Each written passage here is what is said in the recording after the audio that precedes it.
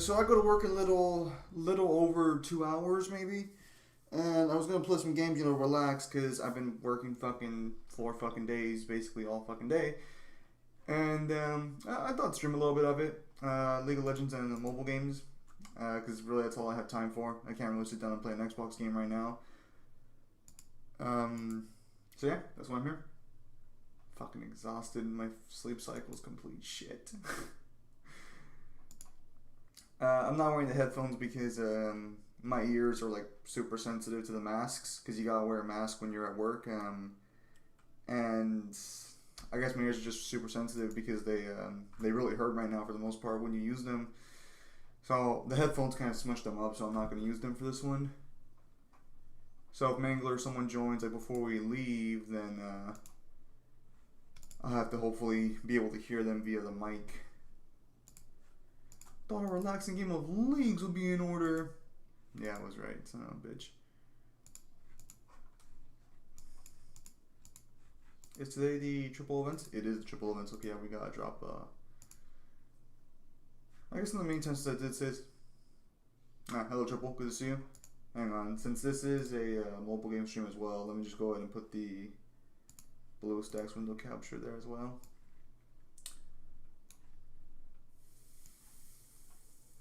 Go ahead and do that. And then we go ahead and just pull this over.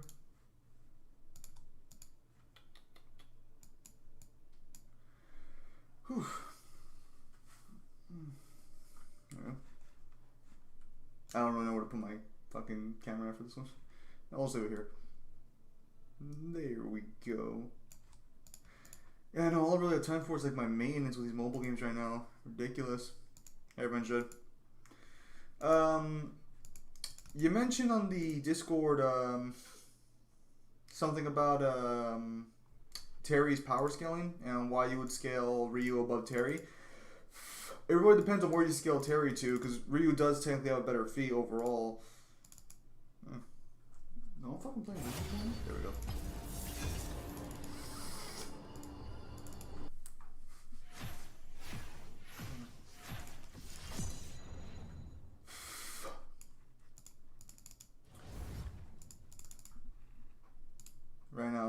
Right now there's a triple event going on, because when this game first came out, it was kind of shit with a lot of events, but then as it progressed, they made it to where every 7th of the month there would be a triple event for triple drops, and it makes the game so much better. But unfortunately, if you miss it, you miss it, and I had to wake up early in order to not miss it. Watch me fucking lose this guy because he has some bullshit ass revive unit. This is the Fist of the North Star mobile game. It's you guys have seen it like once or twice. If you watch my Fist of the North Star videos, you've seen it. And I guess my Discord's having a discussion about Link. I try to avoid Nintendo characters. I've learned my lesson with those characters. Okay, yeah, so we are gonna fucking lose. Or okay, hang on a minute. Maybe, no, there's no way there's no way we're gonna fucking win this fight. His team is complete cancer. He's got two the best tanks in the fucking game. Yeah, no, we're gonna. Oh, okay, hang on. We landed wound, maybe. Unfortunately, okay, hang on a minute. We might be gaining somewhere here. Oh, if Bat can kill... Okay, so Bat just killed Toki. Maybe. We might win. No, Rao's too freaking good. Alright, actually... Okay, I don't know. Wait. He has fucking... He has Yuta in the back row? So for context in this game, your back row character... Oh, okay. Oh, you know what? We might still be in trouble here. I fucking hate they focus the tank with this ability, because then they don't focus the tank. They'll attack randomly anyone in the front row unless Toki kills him. Yeah, if they can't kill him right now. Oh, okay. Oof. No, it's because I'm pretty. Yeah, see, they're not focusing the fucking. Yeah, they focused everyone but the fucking tank. And watch, they're going to fucking. Or okay, this guy's actually pretty weak. We might be able. Didn't we wound him, or did we wound Toki? Okay, we might win. No, yes. I don't know. We'll see. We have a chance, is what it appears to be going on here. They shall tremble at my perfection. Okay, there's my Ray, and he goes to the one person he shouldn't have gone after. Wonderful. And they go after the same fucking person. Okay. Okay, never mind. They killed him. So we might... Oh, okay. My team's full of a bunch of fucking idiots. Okay, so we got Sauter coming up. Okay, I think we might actually win this one. You know, normally you don't win against this team comp because so that guy on the left, Rao. Guess something's going on in my chat right now on leagues. Oh, is who's doing something? Is that that's Juza? Okay, who's he killing? Okay, he just killed Bat. Wait, did we just fucking lose? Wait, oh, my character's glitched out. Oh, fuck me, that scared the shit out of me. I was gonna say, what the fuck? Okay, and then Rao's gonna revive because, you know, if you didn't know, Rao has the most iconic fucking scene in Fist of the North Star where he revives. Oh wait, he doesn't. Okay, so we actually won this one, I think. Yeah, there's no way we didn't win this one. Wow, I'm actually a little surprised here. I usually always lose to this team comp. His characters must be super fucking weak.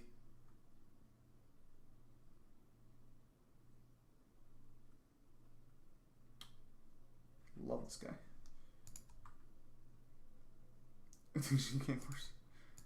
Yeah, this stream might be 2 hours, maybe. It might be a little... Okay, yeah, I'm confused. Because his team comp's not bad. Like, yes, these levels are low, but that... Okay, I guess that really made all the difference. Wow, I'm actually surprised on that one. He should have beat me. You know what? It's because he has fucking Yuta. If he didn't have fucking Yuta, he would have won easily. Now, don't get me wrong, Yuta's not a bad character, but his placement for Yuta was complete fucking just stupid. Made no fucking sense whatsoever.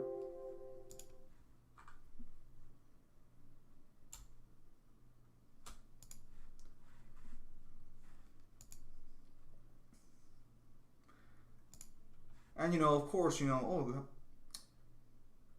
Yeah, I'm just genuinely surprised we fucking won that one. That's not a matchup I would normally win. I ended up doing some pulls on Opera Omnia. If you guys pay attention to what mobile games I play, that's the Final Fantasy one. And I ended up pity pulling for a character because I was like, okay, even though my pulls are better on stream, I'll pull off stream and see how it goes because how bad could it possibly be? Well, that was a mistake. Cost me a full 75k gems. That was not fun. 5 knuckle shuffle. Don't know what that is.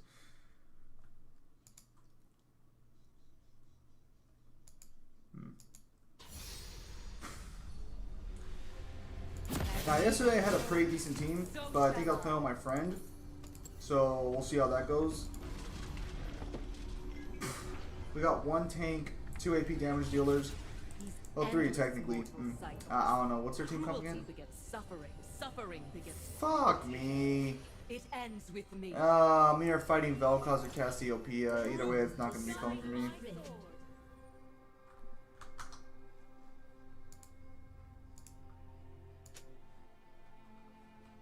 Seconds until minions spawn. 55 fucking seconds? What the fuck? That's retarded.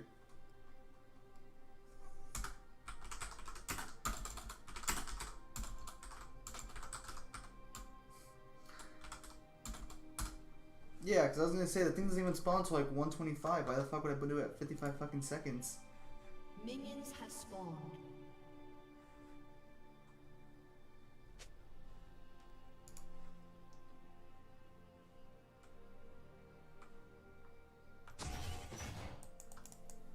Because I'm a cunt. Are blinded by their own misery. Yeah, so that's actually... They could still steal it without him knowing, because that ward's going to run out probably... Well, I don't know. I don't know how fast Zack's jungle clear is, actually. Zack's a character I don't really like playing. He got reworked a couple of times, but I think they mainly reworked his... No, they reworked his full kit. I remember his old kit was nowhere near as useful. Okay, Cassiopeia is mid, so we're dealing with a Vel'Koz in the top lane. Honestly, I'd rather have Vel'Koz, but this is gonna suck anyways, because he outranges me hard. He has true damage built into his kit. Oof. Oh, and we missed a minion. So, and he's got that kind of zoning, so he can zone me out of my minions till 6.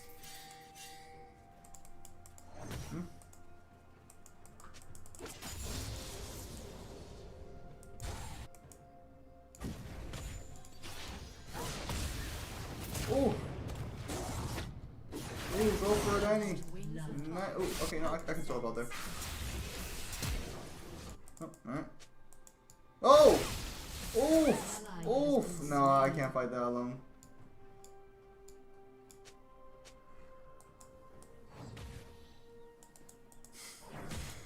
That sucks. Because Cassiopeia's skills way harder than Annie.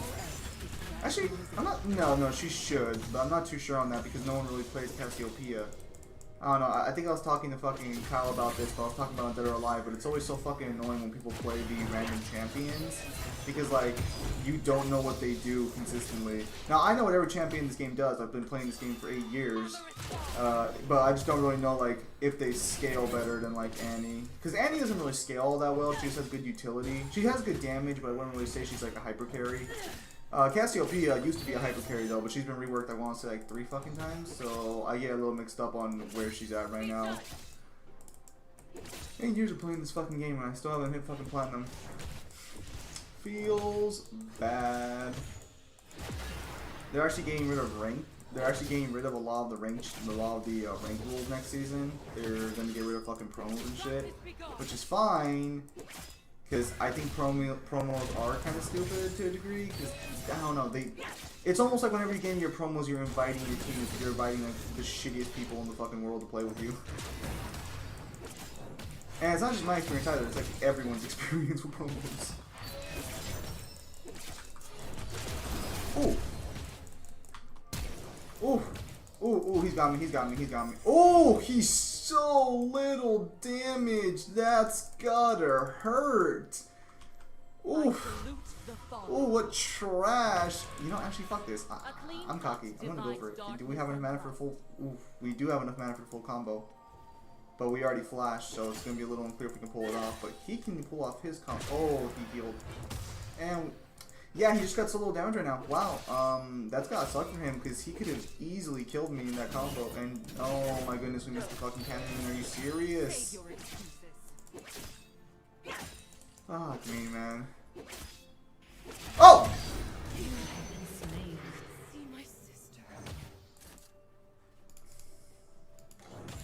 Damn. I did not see him go into the bush. I thought we had enough vision to see that, but I guess I was wrong. Okay, so the reason he was able to kill me there is because he procced his true damage once he gets through his ability hits. Can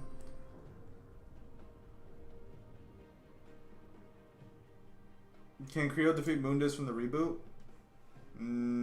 Depends on where you scale Mundus from the reboot, because there's some evidence to support like a Universal plus Mundus from the reboot. I don't think it's too crazy, but you could argue for it. Because Credo's not Demon King level. No matter like how you feel about Credo, he shouldn't be Demon King level. So there's that little chestnut. The reboot's one of the weird games to power scale because Limbo's a really weird place to talk about because it's not very clearly defined even within the game's own like lore. All we know is that multiple realities sort of exist within Limbo, or at the very least there are multiple sections of Limbo that are pretty big. But they seem to be like entirely different realms, given what Virgil talks about, and given how it's depicted. He's not back here from lane? Or he's not back from base?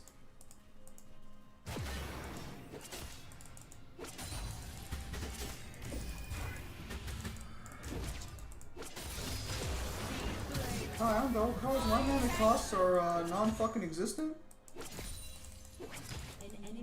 Oh, well, to be fair, he did buy a mana book, so oof. Okay, hang on, what? That did not fucking hit. Only action. Okay, we've lost lane now to him because he's now gained both enough mana to spam frequently, but he's also gained his ultimate, so we've lost this fight.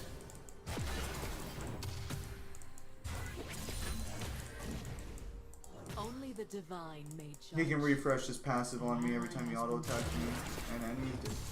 Oh my goodness. Yep. Just like that.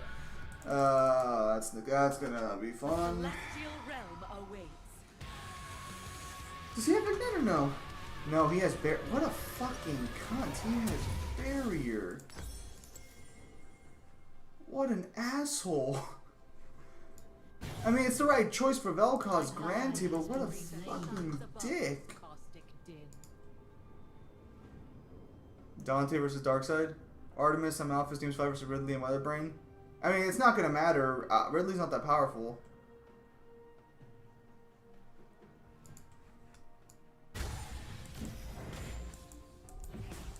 An ally has been slain. I don't know, what form of Darkseid are we talking here? Are we talking like full power Darkseid, or what are we talking here?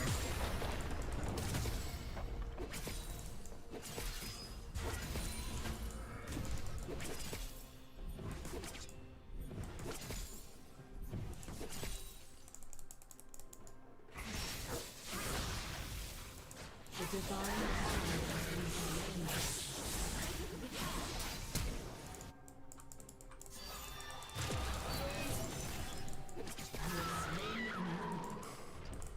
Thus the mighty law.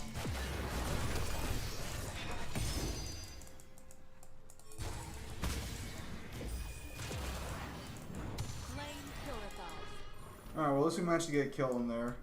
So that puts us back at even. I think she had a freaking bounty on her as well, which is gonna be great. I think we should have gone raw. We should have started raw this game. Oh, come on. Get out of here with that noise. Okay, well, at least he missed his full combo there. Oh, fuck me. Yes, that's super fucking fun. That's great. That's great. I probably should have just charged forward there, like, because his laser does move at a pretty decent speed. Full power Darkseid. I believe Darkseid's true form is like 2 fucking A, I want to say. I know there's a bit of a debate on the matter because it's not like fully confirmed like how powerful he is directly. You know, I kind of want to ask Zach for a gank, but considering how fucking I don't know if he's even we are 3 fucking 8. Oh my goodness. What the fuck is this team doing? Has been slain. Oh, something like that, I take it.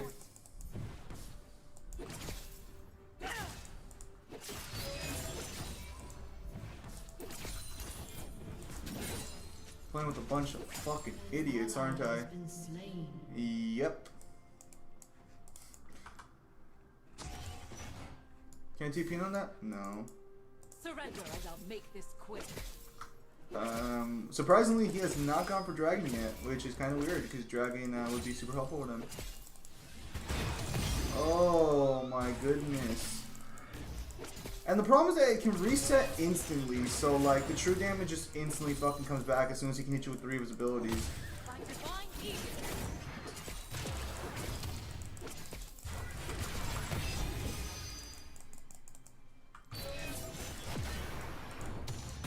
What?!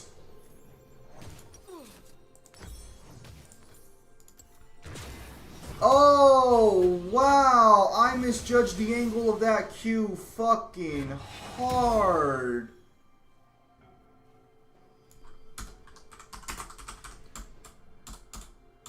The light renewed. Wow, okay, that was awful. Nah, on my screen very clearly it was not angled that far to the fucking... No, that was bullshit. That's the problem too with this game is that because... So he sees it from a different angle I see it in. I don't know. I feel like that was... I feel like that was bullshit. I feel like the angle was not that fucking like that far in that direction. I saw that fucking shot. Oh, well that's annoying. Unfortunately, we're playing Kayle. Like, I mean, I'm used to dying a lot as Kayle. This is nothing new, but it's like, unfortunately, it's gonna take a while to ramp us up to a fucking decent degree. We might go full AP this game. I think that might be the smartest decision, but then we're gonna have trouble fighting Rengar later as well. That's I'm a little tilted there with that one, because that one should not have hit me. I checked the angle there. That one should have been fucking fair game. What's he built? He has built a Lunden's fucking Echo and Boots. What a cunt. Also, the fact that he went Vel'Koz fucking top at all is a sign of being a fucking just straight up fucking cunt. Like, he went a pure fucking range. Okay, so they're gonna kill. Ooh. Oh, I was like, please tell me they fucking kill him. I don't know how his level kept me this hard either, though, because I've died only 3 times, but no.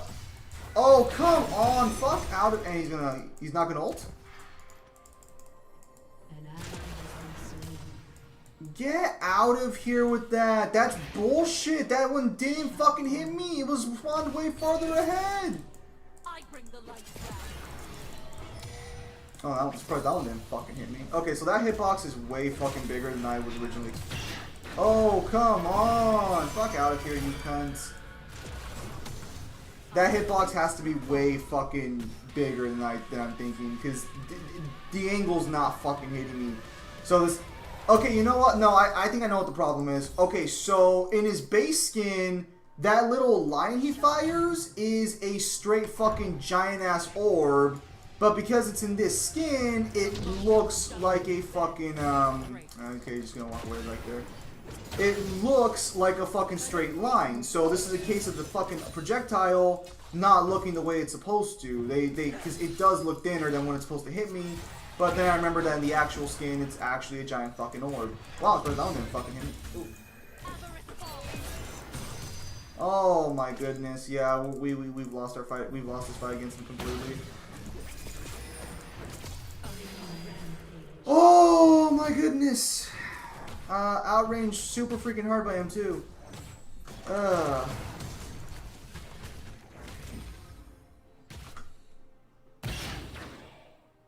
enemy has been slain.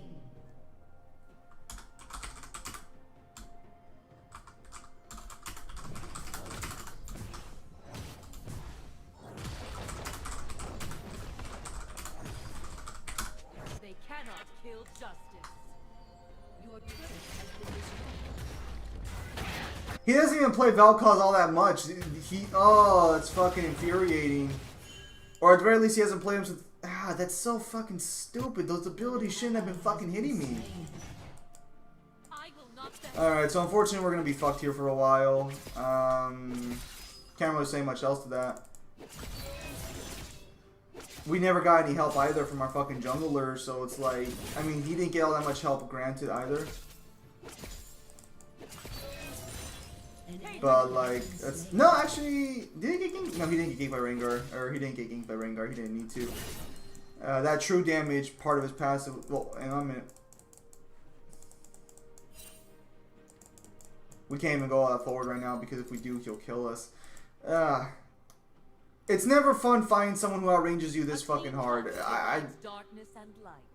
I do not like the fact that fucking people will bring characters like that into the top lane. Yes, I bring in Kayle, but Kayle does not start fucking range. When you bring in range, super fucking long characters in the top lane, it's just fucking ridiculous. It's cheap and it works, it does, but it's kind of like it's kind of like just being a fucking, it's being a pussy essentially. Because most people in the top lane can't fight you at all. Even the harder tanks, if you play your Vel'Koz correctly, you're going to stomp even the hard tanks at the top lane. Even characters like Darius and Garen are gonna, and Kate is dead. Fire reveals.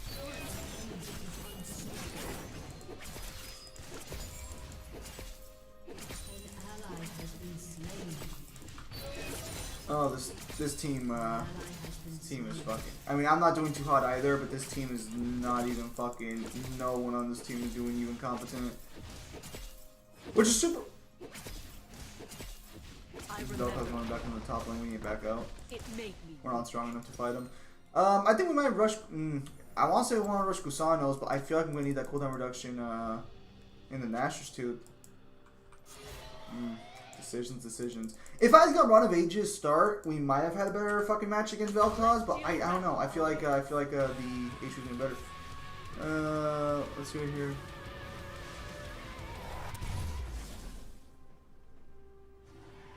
Triple Soulfire Darkside should be 1C, at least 2A.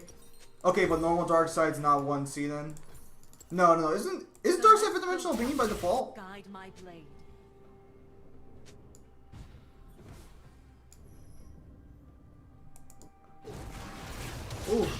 Oof, poor Annie. Hang on, I'm gonna see if I can't step in here to help her out. Oof, no flash. Oh, barely. Ooh, she killed him. All right, she got the kill. I will grow stronger.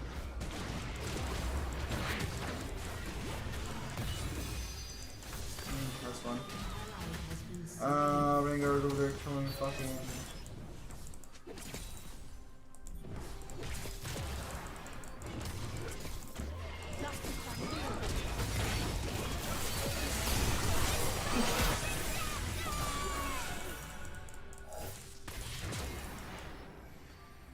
Oh, I'm surprised that one didn't fucking hit.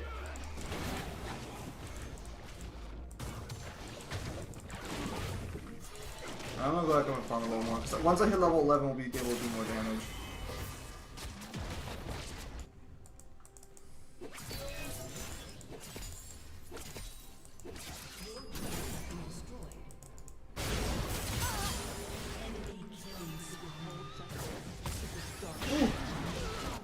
Good shit. All right. Shut down. We can afford our boots too now. Actually, no. We should try and build the Nashers first.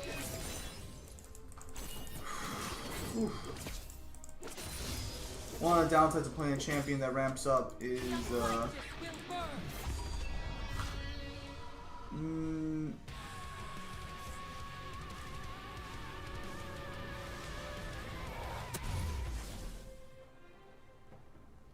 why the fuck would you think Bayonetta beats fucking Lucia? That's the question I'd like to fucking know. Where's your argument for that one?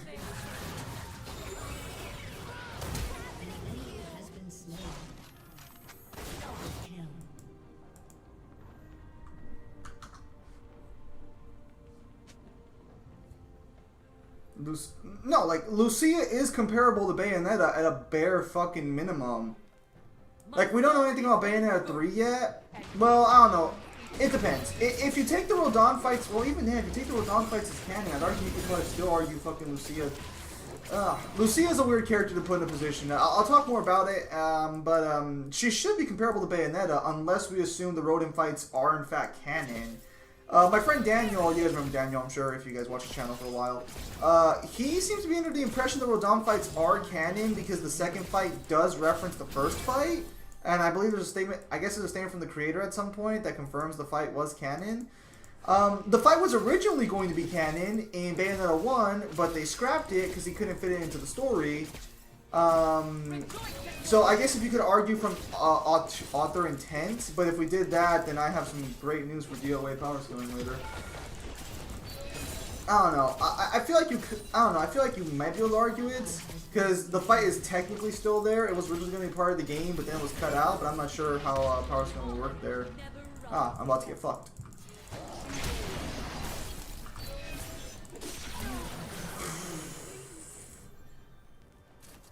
One hit did 599 damage. Are you kidding me? I am glad he's starting to die. Doesn't John scale to Bale? Bayonetta has superior speed, strength, and abilities, and better feats? Are you fucking retarded? What fucking... tell me her fucking feats, please. I'd love to fucking hear it. What better feats does she have? I'd love to fucking hear this. This is gonna be fucking great. Rodin would stomp Credo. Rodin at a bare minimum, like for power scaling purposes, we'll just say Rodin at a bare minimum is Demon King level. And I'm not even talking Father Rodin, who's more powerful than Demon Rodin. I'm talking like Demon Rodin would be Demon King level, technically. I'd say Demon King Rodin would probably be in Nightmare's position, but Father Rodin would for sure be like Demon King level, for sure. And yes, Father Rodin is the more powerful version of Rodin. This is also basically confirmed with in-game mechanics how Father Rodin can ignore Witch Time, but Demon Rodin can't. Yeah, this game's a lot. Really? Really? That's a little surprising. I would have thought this team would have given up on this match, but I guess they're really betting on fucking Annie's hyper carry. I hope they're not betting on me, because there are some people who still think Kale deals 3 down roll fucking 16 and she doesn't.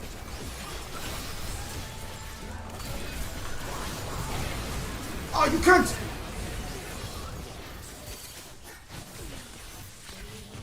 I mean, it's fine because I got the kill off Rengar, which gave me at least 150 gold.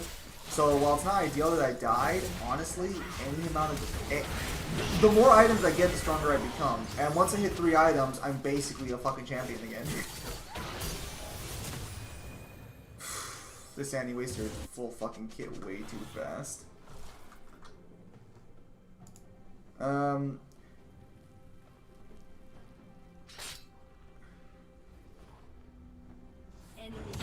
Are you retarded? Bayonetta does not scale to either of those endgame boss fights. And even if she did scale to Jubileus, that's a super weak Jubileus. It's not even comparable to the real Jubileus. What are you on about?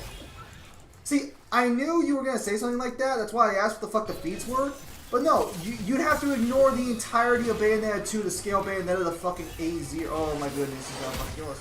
Ooh, yeah, good not escaping time. That's low.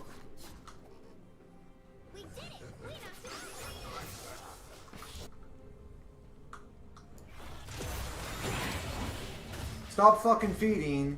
At this point, they all have a shit ton of kills. I don't know what you're expecting from us.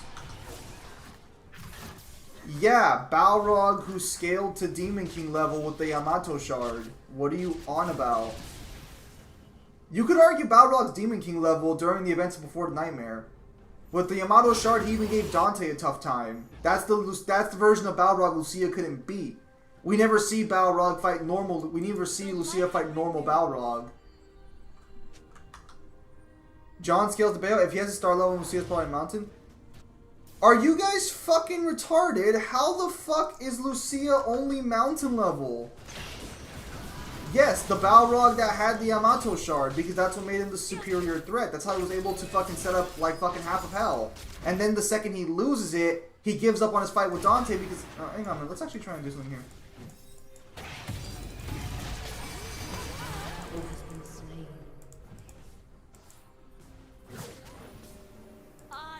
So you might be wondering yourself why I didn't save her. I didn't think that dumb bitch was gonna eat herself into a fucking wall. So her E knocks her back, so while she's knocked back she can't move, and so she threw her back.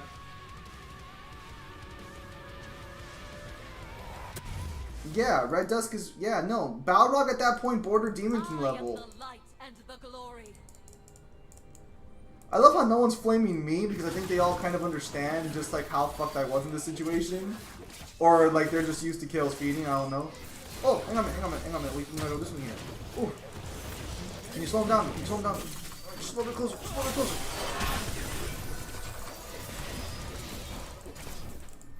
There we go. Oh my goodness. My ult's not quick cast.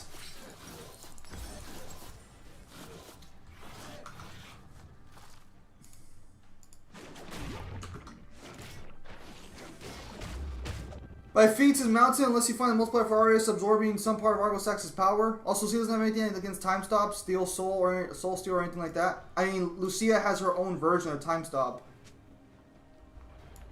Like, and we know Bayonetta can't counter other versions of Time Stop. If your argument is, oh, Time Stop, well, Lucia has one too. Because canonically, Lucia has the amulets because Lucia is the one who mentions the amulets in her fucking mission posts.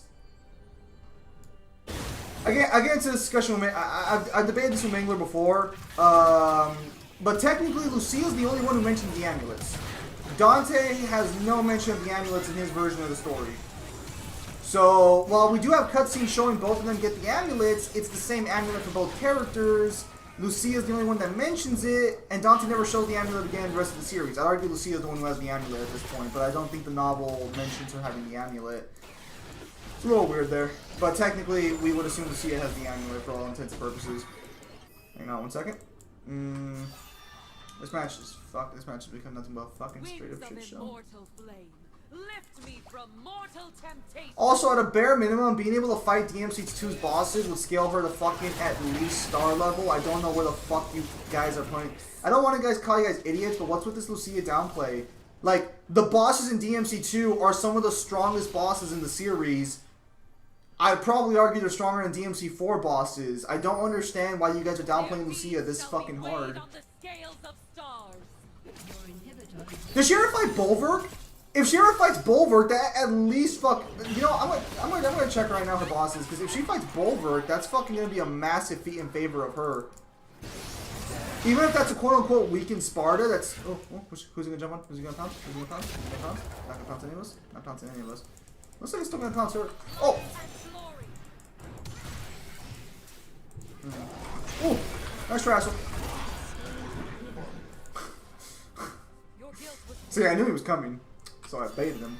That's what we call a pro gamer move. Ah! My asshole! Oh! Really? Man, you two fucking suck.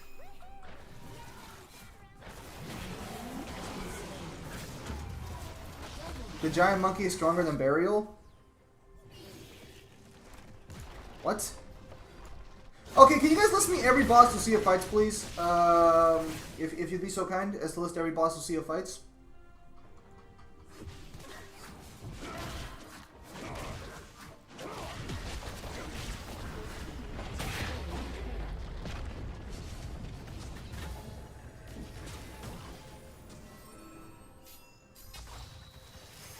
As for the monkey being stronger than Burial, yeah, you could easily make an argument for that. Almost every enemy in DMC2 seems to be some sort of ancient demon. That would by default most likely make him stronger than most other demons. Oh shit, he got it. Alright, I'm impressed.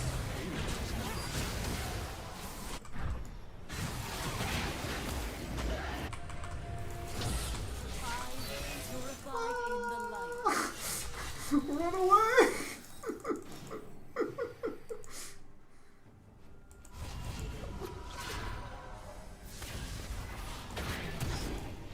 I don't think we're gonna come back from this, but if we by some fucking miracle come back from this, it'll be no, my ass! Oh, every time he fucking looks at me, my health bar just fucking kills itself. Fuck! This sucks. And my 4 hours of sleep aren't helping my decision-making skills in the slightest. I fucking hate that guy with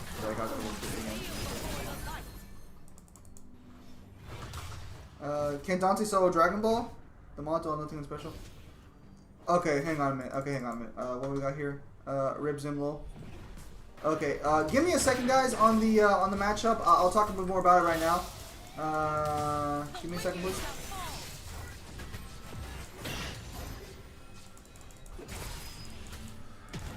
Oh!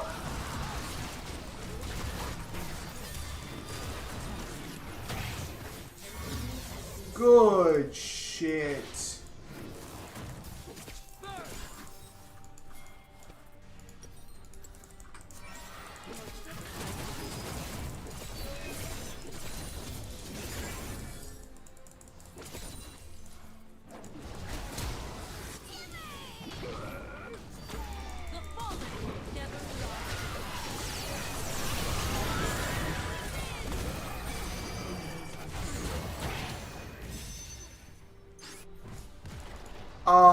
I didn't mean to save Annie there. That was meant for me, but...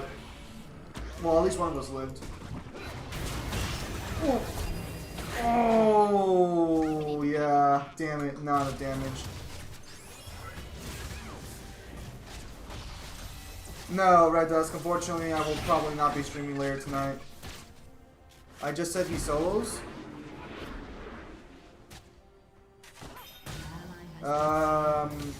Who are you talking to on that one?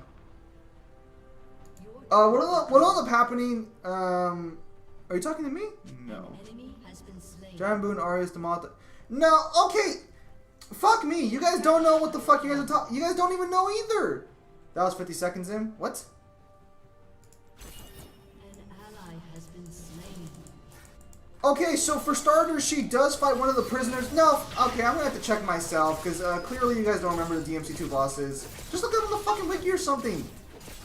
Every fucking mission practically ends in a boss fight. I know she fights more than that. Come on, guys.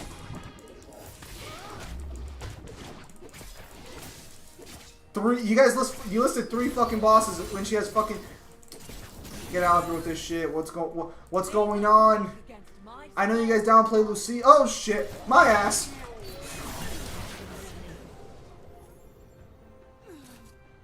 I knew it. I fucking knew it.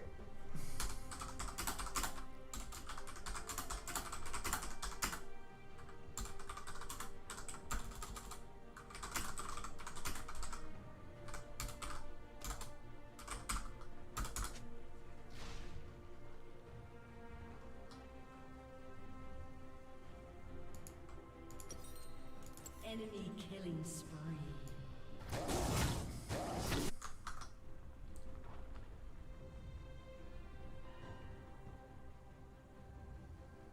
You're retarded. Shut down. You guys do understand that practically almost every single fucking boss demon after DMC3 basically scales to the Gate Guardians? You do know that, right? Which would scale to Beowulf, which would scale to a bare minimum fucking Star to Solar System level. I don't understand. Do you think DMC2's antagonists are fucking mountain level? Are you fucking kidding me? Purified in the light. Mountain? You think the bosses in DMC2 are fucking mountain level? Are you fucking kidding me? What do you scale DMC4's bosses to? I'd like to know that one for a fucking second. City level? Because the Savior didn't even destroy a fucking city? Island level? Like, what the fuck kind of... What? Fucking Bulwark at a bare minimum fought Sparta! And the implication is that he fought a full power Sparta, but you know, whatever.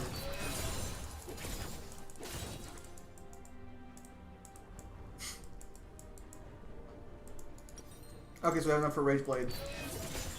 Dude, like, no one in DMC is fucking mountain level after DMC3. And even then... Why would you think any of DMC2's bosses are the ones that become fucking mountain level? They fight DMC2 fucking Dante. I mean, granted, we don't know how the fights canonically go, and given how Argosax gets body at the end, we can assume the fights didn't last all that long. But still, you know, like, why would you assume mountain level in any fucking capacity for the bosses in DMC fucking 2? Oof.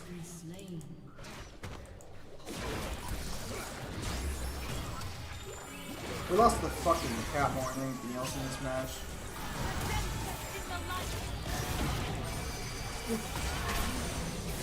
Oh man, this was not my game. We should have flashed out there, but I didn't think he fucking gonna kill us that fast. I think we might just stick to the mobile games after this. I'm not sure. Afedi over here is saying mountain level.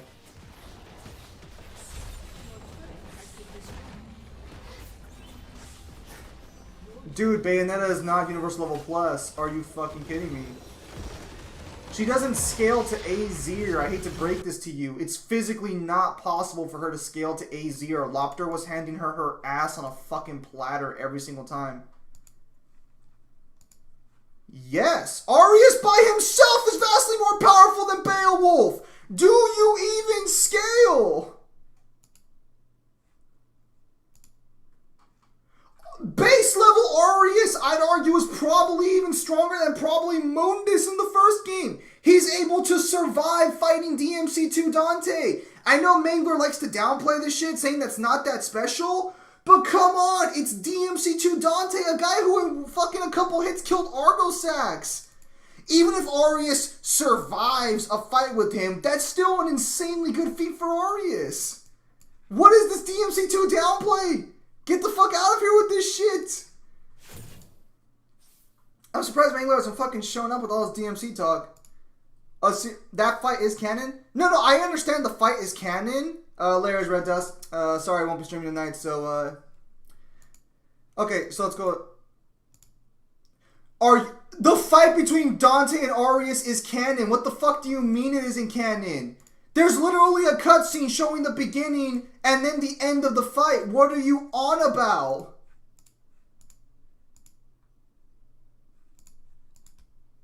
How do you call that not fucking canon?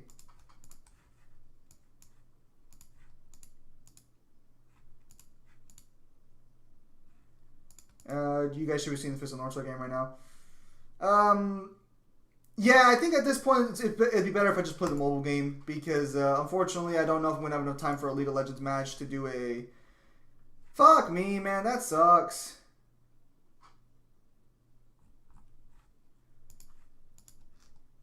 Lost our LP again.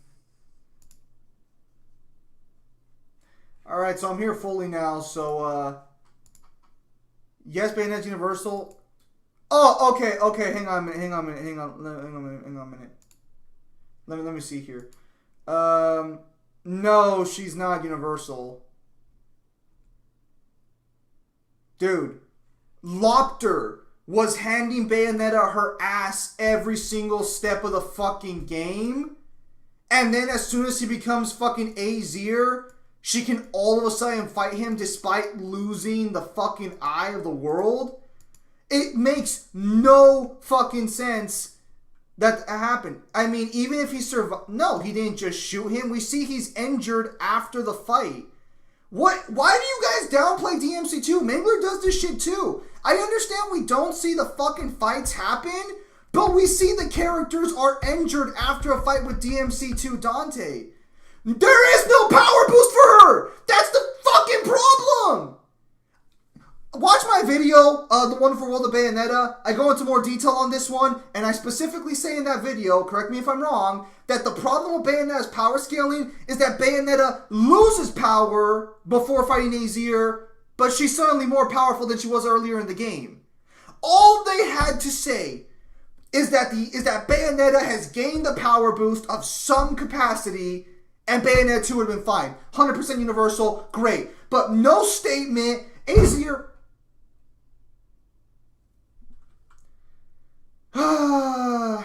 I can't get too into this right now because my brother's trying to sleep.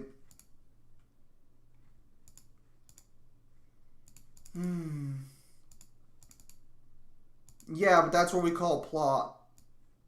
So we're just gonna chalk that up to plot.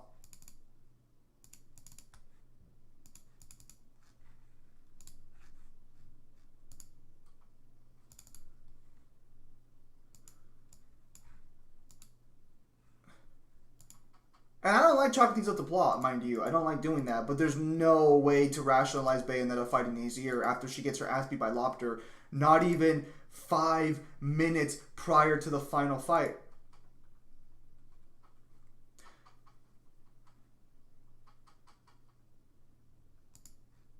Nah, this infuriates me. I don't understand why DMC2 gets downplayed so fucking hard by you guys.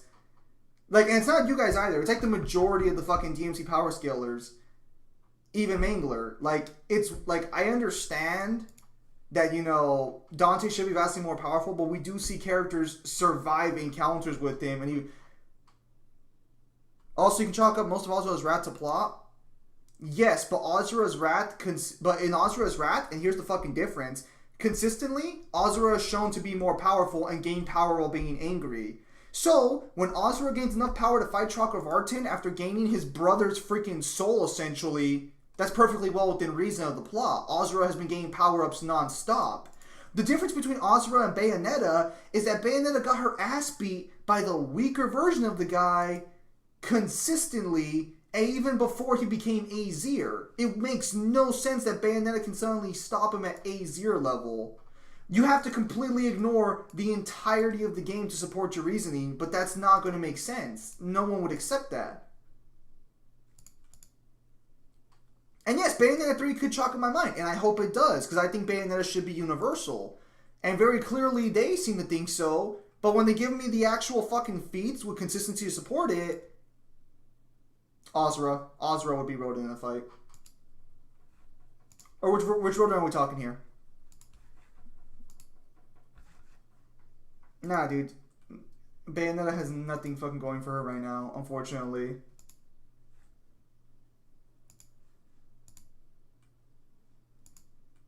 Isn't Azura Universal Level Plus? I mean, so is Rodan at bare minimum.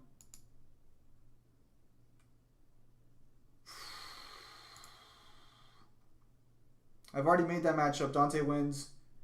And this was DMC2 Dante before DMC5 came out too, so this wasn't even like like Dante that we have now. This was a technically weaker Dante. But yeah, no, Azra loses to Dante. Okay, so what I said in my video is that because this was a time when Universal Level Plus Dante was still the main thing we were working with, is that you could argue that Azra would inevitably be able to eclipse Dante at some point and be stronger than him as a result. That's entirely possible. Let's go ahead and bust these bad boys out today. Soulfire Darkseid versus Majin Dante. Real Darkseid is 1A. I mean, Reggie, if you're still here, I'll move the general chat if you want to debate this. Like, I'm not going to put my headphones on because my ears hurt, like I mentioned earlier, but I'll debate you on this one. From what I understand, True Form Darkseid was going to destroy reality by just being over it, which is not make him 1A. Because the debate with Daniel was under the impression the fights that you wrote in are canon. He did provide some evidence in the Discord, but I didn't really see enough. I didn't really see anything that directly supports a canon Rodin fight.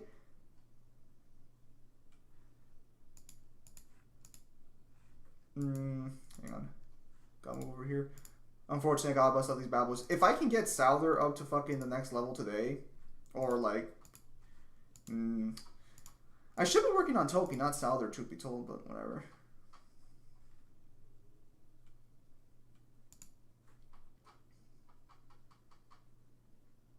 Aren't they both multiversal? No, Darkseid's super freaking weird. Hang on.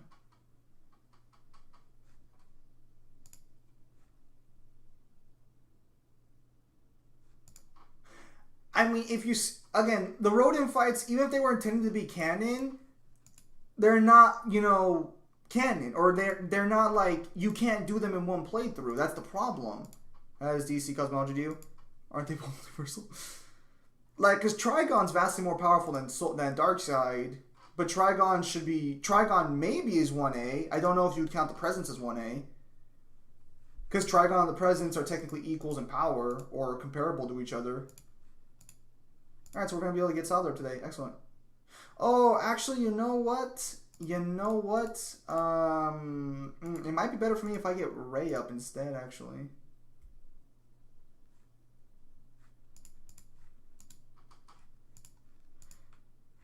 Let's skip once.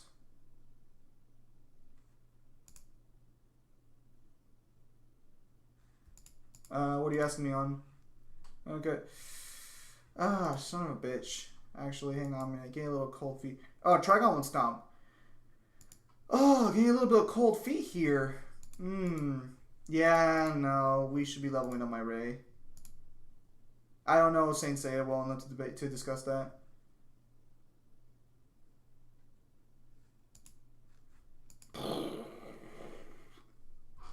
How do we go from star to fucking copper? Who the fuck designs this shit?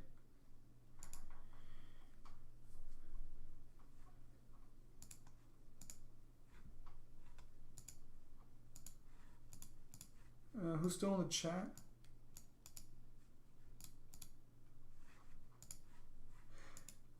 If we were to hypothetically scale Bayonetta to Rodin, then yes, Bayonetta would beat Lucia, because we can't fully put Lucia at Demon King level. So, you know, there is that chestnut. Zim, does Dante beat Darkseid? No. Unfortunately, Darkseid... Well, okay, so which version of Darkseid are we talking about here? Because I'm not even sure what base form Darkseid scales to anymore. And by base form Darkseid, I mean like normal Darkseid. Because isn't he 5th dimensional?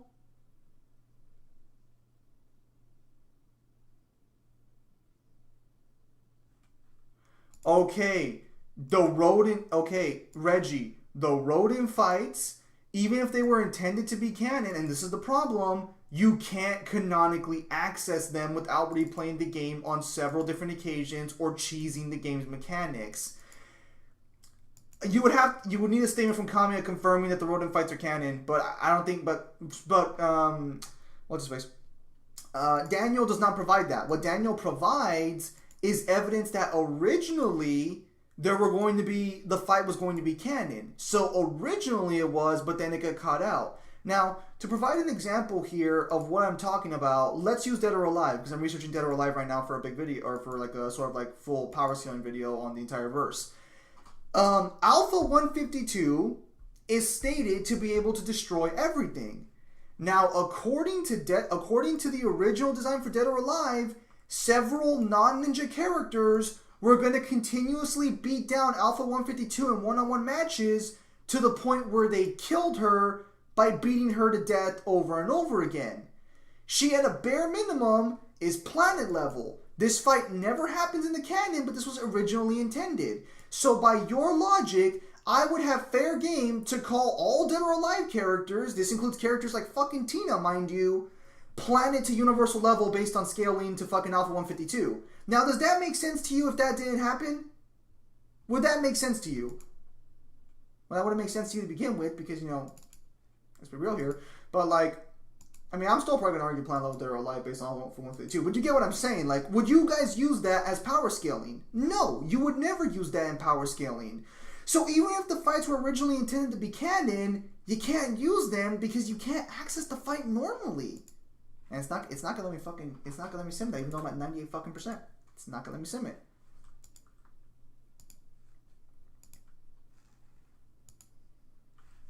I think that's Avatar scales to super.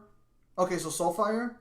No, Soulfire I think is like fucking 1B. The problem is how you look at blood. So based on blood is where we're gonna have differences in opinion and such. I can't believe fucking leveling up to fucking yellow 2 only made him ridiculous. Hang on a minute.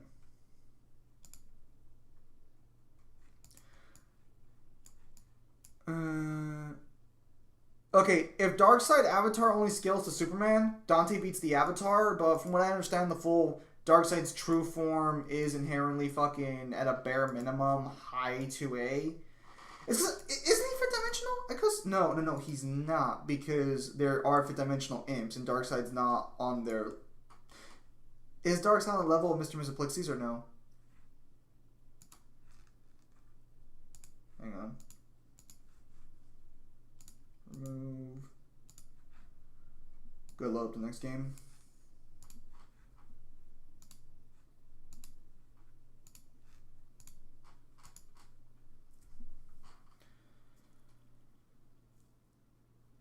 Okay, Reggie, I don't understand where I'm losing you here. The Rodent fights are an issue of canon. They were intended, but they never made it into the canon storyline. The Rodent fights are really hard to use for evidence to support a Universal Bayonetta.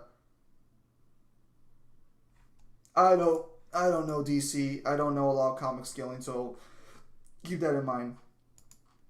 The Azir fight, while it is canon, makes no fundamental sense in any capacity. And it's weird because Kamiya did something similar back in DMC1 and made it work. Because in DMC1, Dante got a fucking power boost. But in Bayonetta, no power boost occurs. So they gave us a free fucking Orochi, and I had already wasted 1,000 gems to pull for fucking Orochi. And that kind of... I'm not sure if I should be pissed off or not, because I was able to get a fully unlocked Orochi. Hang on.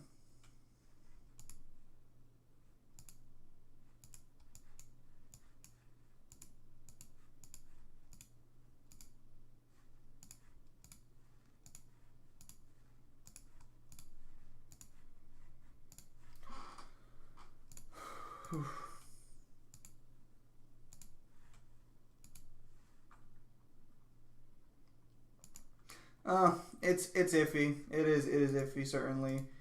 A lot of people are upset with it right now because they just released an Awaken system, and it's not a pleasant system. It's not.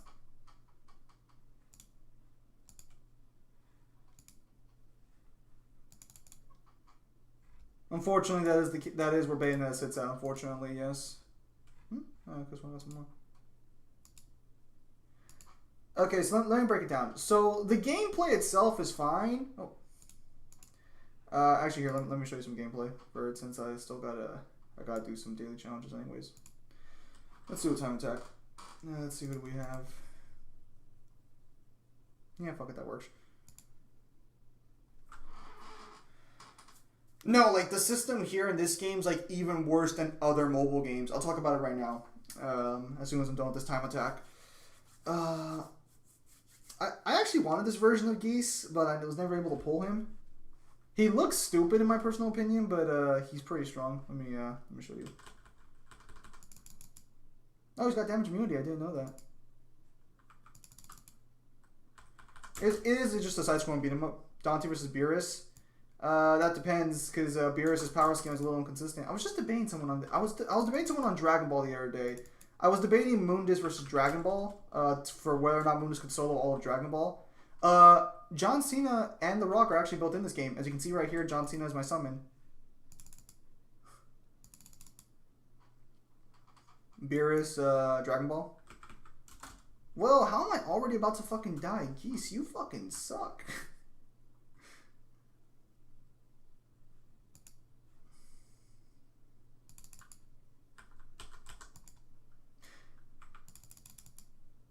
If it makes you feel any better, freaking Revenge Dread, or not Revenge Dread, what was I gonna say?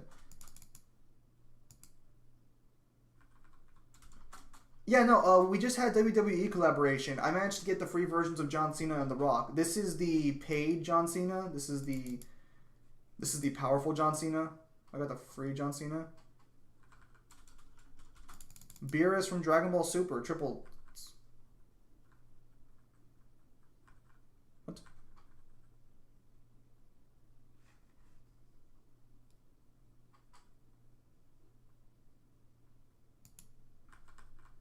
I mean, yeah, you would. Oh, hang on.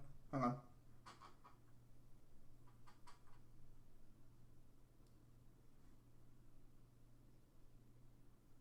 No, that wouldn't be a weird fight. Oh, damn it. Did it seriously fucking crash on me? Are you kidding me? Hopefully it counted for my freaking, hopefully it counted for my, daily challenge. I fucking hate when it does that shit.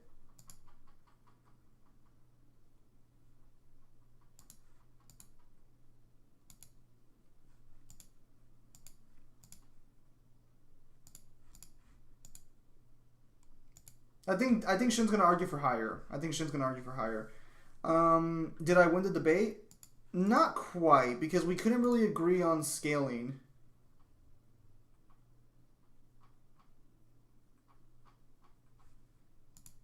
Bayonetta versus Alpha 1? You mean Alpha 1? Wait. Alpha 1? What are you referring to?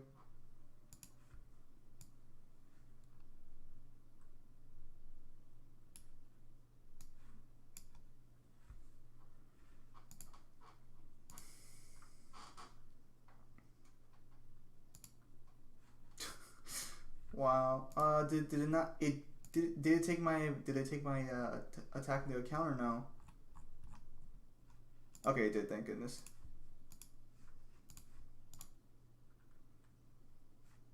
Yeah, it was moves with DBS. The problem I have with it, and I was telling this to the guy too, is that it's never confirmed that the space time was going to be destroyed. It just says, well, it says everything was going to be destroyed, so you can use that one.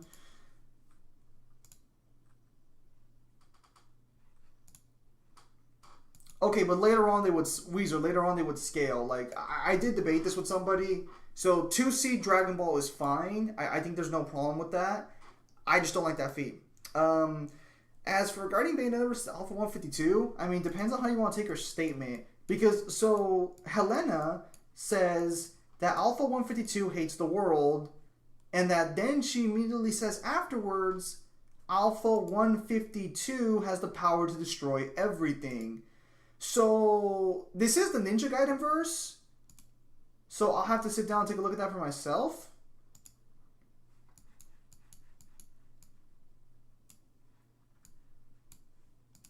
Let's see what I get my All-Star voucher.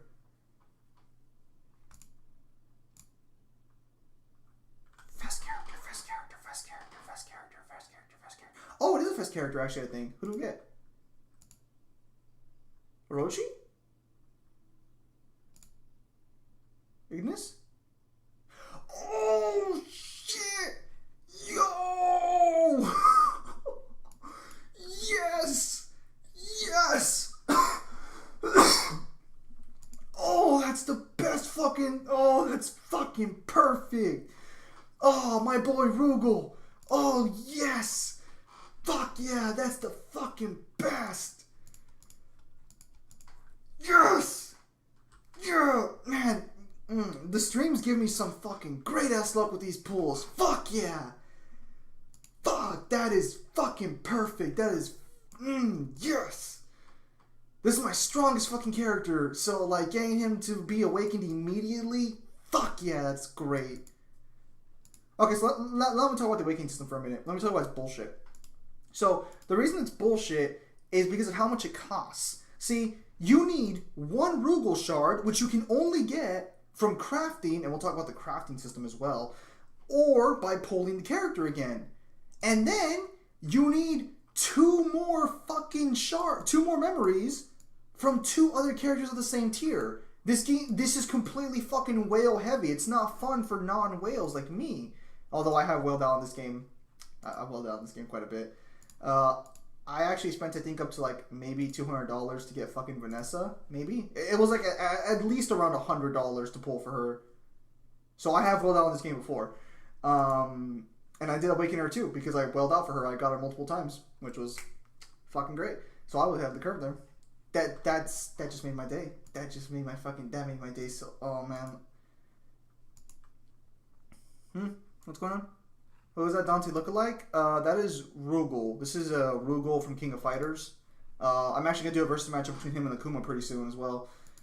He normally looks like this. You might know him better in this incarnation. This is his normal attire.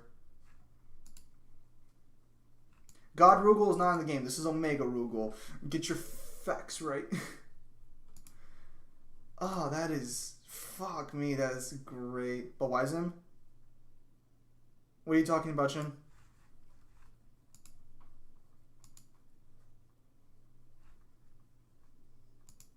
He looks the same. One has white hair, the other one doesn't. Okay, so what else do we have to do here?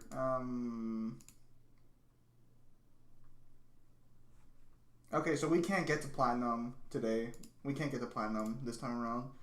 Oh, we might be able to make it to Gold, actually. So let's go ahead and hit Gold. Okay. Hang on one second. So let's bust out my team comps here. Where is Alice? Thank you. Let's bust out the blue team first. Or actually, no. We want... let's bust out the purple fighters first, actually. Bring him along. Oh, actually, no. We'll bring along this man. Let's fix up the cards real quickly.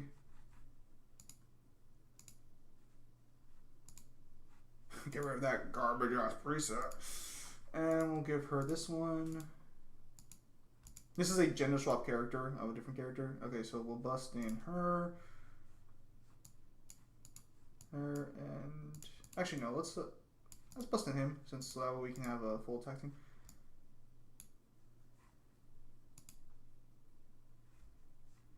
I don't know who that is. Bayonetta 3 has been in development for 50 fucking years. Alright, let's go ahead and give him my, let's see right here. Let's give him my tank card set. Give him the 3 PG. Alright, that should be all we need for this matchup. I don't think we're going to need him to have good cards, because he's a good character on his own. Oh, shit. Becky Lynch.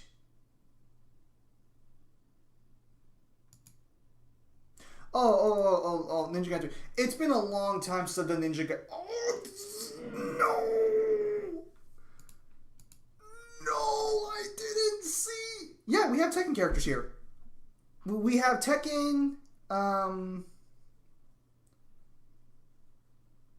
we have Tekken, we have Samurai Showdown, and we have WWE.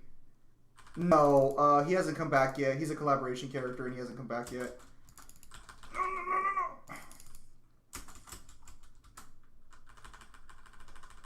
Hang on. Yes. Pick it up, pick it up, pick it up. Come on, Rugal. Rugal, work with me here. Okay, wake up. Oof, oof. Okay, that should be good. Because her name's Becky Lynch. Like, I know who the characters are in the game. That's how I know them.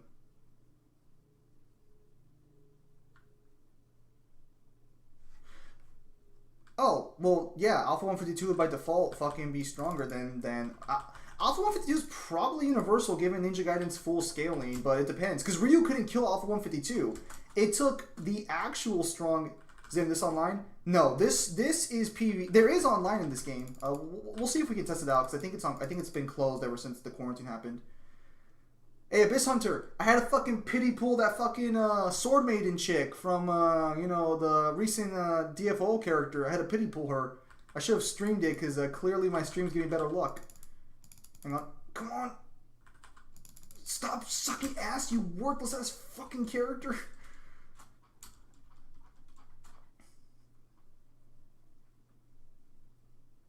Wait, are Becky and Seth Rollins married? Or dating or whatever? I don't know. Son of a bitch. Hang on. Fucking Kiwi, fuck off.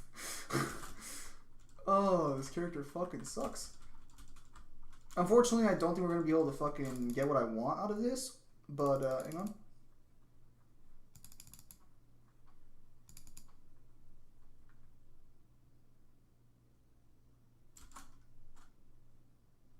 Fuck you. Oh, he has metal wings. That's pretty cool.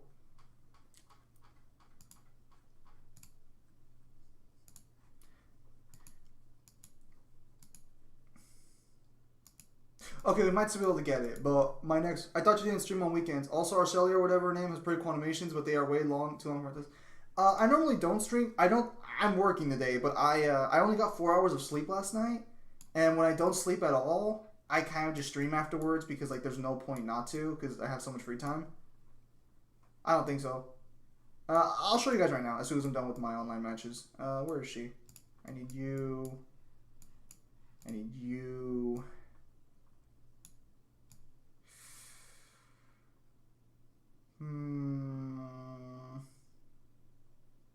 We'll bring along Jin.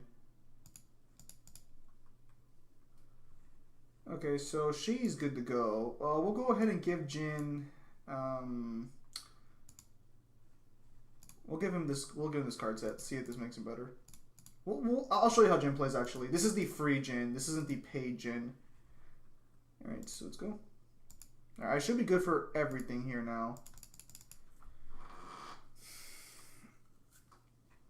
All right, let's go ahead and bust him out. Dante versus Sentry. What does Sentry scale to? Also, Nero versus Gohan. Nero wins that fight, unless the final boss. Nero wins that fight. Also, so regarding Ninja Gaiden, I guess Kasumi's technically the strongest ninja. Alright, so we got the stun off. And that is the full combo. We are dead now. Because this character is not that good. Oh, yes, we got the stun off. Perfect. My man, Jin. Good shit, Jin Kazami. Oh, wait, he's got his own version of Jin.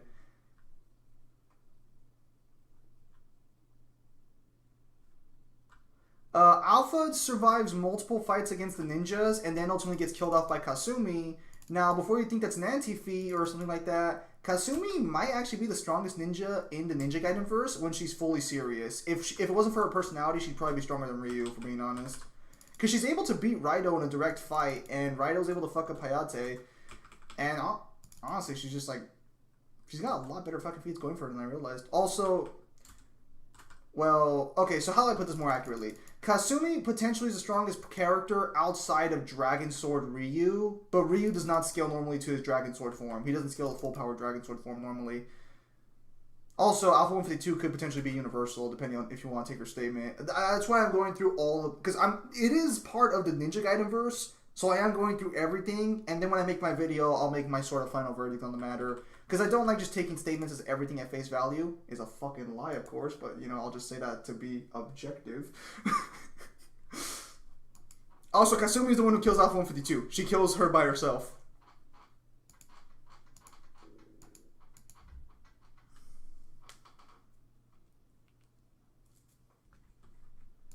Also, the sword is only universal when it has the Dragon Eye.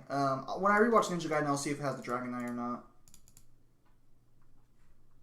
Alright, let's go ahead and give her cards. Yes. So when Ryu has the true Dragon Sword, he is universal. But when he doesn't scale the universal. You understand what I'm saying? And the true Dragon Sword only comes out when you have the Eye of the Dragon and shit. Oh, he's got... Oh, fuck. Shit, why does so many characters have someone who's fucking awakened now? Fuck me. I'll show you guys Jin Kazami, actually. Yeah? Could you clarify that? Yeah, Reggie. First, okay, let's go to Bust Out Blue Mary.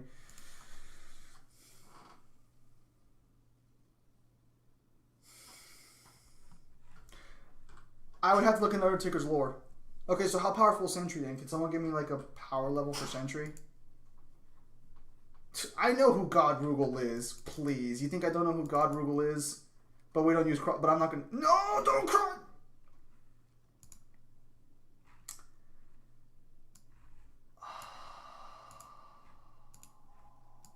That's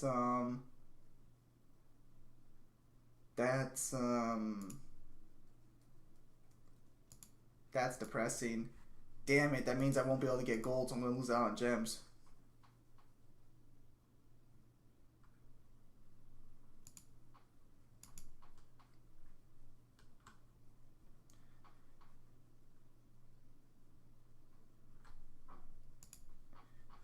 Guys, you're gonna have to give me a little more. You're just give me a fucking tier. Lucia would be Phantom, guys. Lucia is stronger than most bosses in the series. Let's be clear here, guys. I need a fucking tier. You tell me shit, but I can't fully use it. That sucks. Damn it. Ah, that's fucking gay as shit.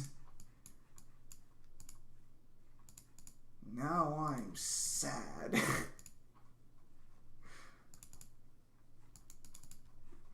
When do these rupees expire, actually? Hang on a minute. Because I don't want to use them all right now, because I'm kind of hoping...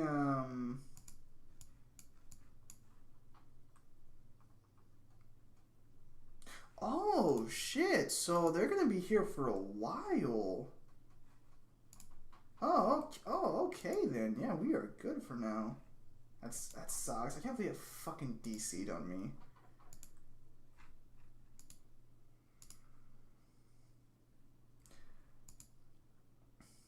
Yeah, of course. Phantom's a general. Phantom's a Mundus is general. Why would you ask that question? Okay, so let me show you guys who's in the game right now, or who was in the game. Let me go to my codex here. Okay, I think because we leveled up Orochi all the way. No, Ash Crimson. Okay, let's break it down. So for Tekken 7, we have Jin Kazami. You know, Hooded Jin. This is the paid one. We have Ling. I actually have her, and she is good. I just never built her up because, I don't know, I just kept forgetting I have her. I should build her up, though. She is really good. Then we have Hayachi. Kazui was the best character that came out of this pack.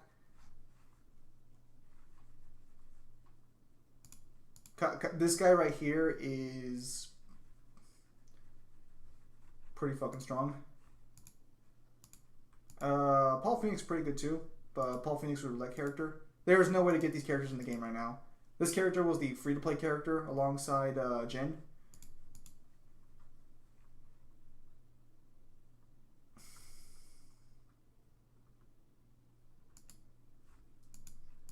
Obviously, classic Jin Kazami.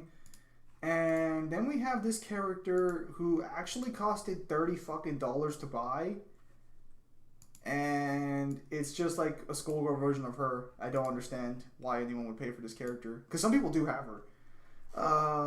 WWE, we have the John Cena. We have The Rock. These are the good versions, by the way, or the more powerful versions. We have The Undertaker. We also have Seth Rollins, which kind of I was asking about that because he doesn't have anything scaled to her. So we have Seth Rollins. We have Becky Lynch. We have Kofi was actually free, but I did not try and get him because he didn't look all that well interesting to play. And John Cena was the roulette character, Doctor of Thugonomics. And then we have the free. Oh, something good. And then we have the free to play Rock, the People's Champion, which I was able to get as well, actually.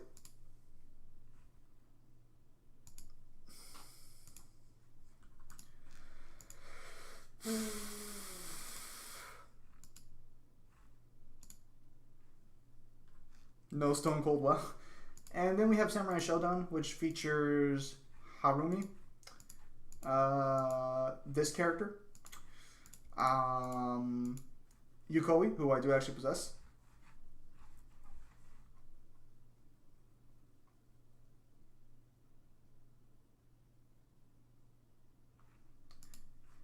Alright. This man. I don't know any Samurai Shodown characters. This chick. And this guy, who I actually have as well, because he was free as well. You know, those are the rosters right now.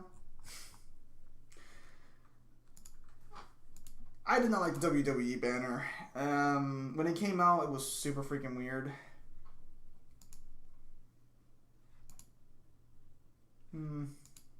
Oh, actually, wait, hang on a minute. We gotta buy these. We gotta buy some things real quickly from here.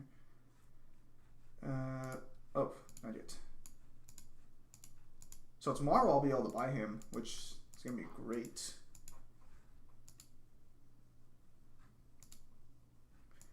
There might be a problem with links on my chat. You might just not be able to put links in. That could be what's going on here.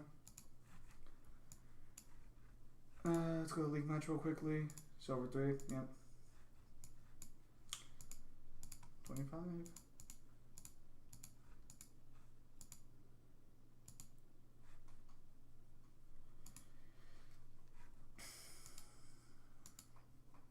Revenge Dread, you might be better off just typing it in. I wasn't too excited for the WWE characters because, well, I wasn't gonna pull for them because they don't interest me. Because I pull almost exclusively for waifu characters or just hot chicks in general. Hence Vanessa here. Okay. So regarding that, Reggie, my Shiranui is Akuma rules. So for context, in Tekken, Akuma is a part of Tekken. You wouldn't scale Akuma's Street Fighter feats to Tekken, you know? But Kula Diamond is pulled out of a separate dimension, and she does reference Nest. So I am going to use Kula Diamond to scale the Dead or Alive characters because she comes from a separate dimension, and she does reference events in the main dimension of King of Fighters, i.e. Nest. So I think it's fair game to use her feats to scale Dead or Alive. But that would actually scale Dead or Alive insanely higher than what you would expect because she can't really hurt Nico. Other characters can hurt Nico, and these characters can lose to other characters, and based on scaling, they would be higher by a pretty substantial degree. Also, Kula refers to her data as interesting, but she's not injured after their fight. Or not Kula, Nico. So that would imply that Nico was able to fight Kula to a degree. Or at least she was able to fight her well enough to not appear injured. And Dead or Alive 6 does demonstrate when characters are out of breath or injured after a fight. So... yeah. Okay, hang on. I gotta do a couple more things here. I do want to play some Brahmi today. Okay, so let's... fucking love that. Hang on. I gotta fix up their cards right now.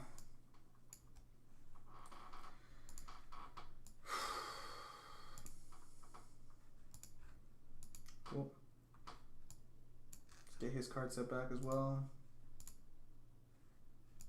I do not like the card system. The card system is probably the one thing I really despise about this game.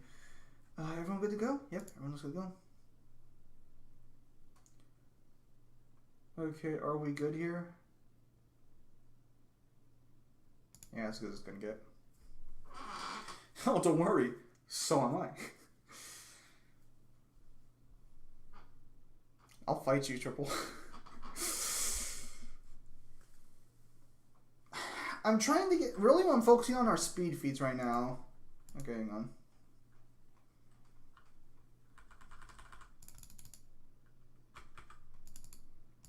So right now, the biggest problem with dealing with the... son of a bitch. No. Dude, Rugal, do not die on me. Rugal, do not die on me. Okay, so we just got super armor. Oh, fuck out of here. Boom! Thank you, Rugal.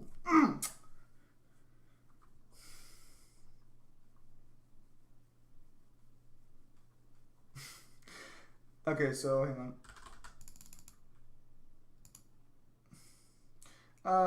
Really, speed is where it's kind of at right now because they do skill to Ryu and Ayane because even normal characters can fight them, and this is confirmed. Maria Rose is able to stall and fight Ayane directly in combat, so this isn't fucking me being hyperbolic. Ninjas do have trouble fighting normal people. Okay, so it really depends on speed and Alpha 152 because I'm trying to look for any light speed feats for Dead or Alive right now. That's what I'm like really searching for. 1 second.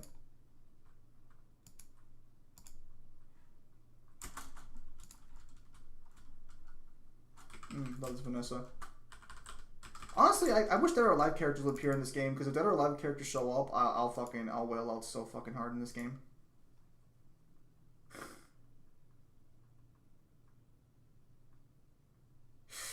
We'll talk about secret rooms. I'm not sure on that one because you have to activate them yourself.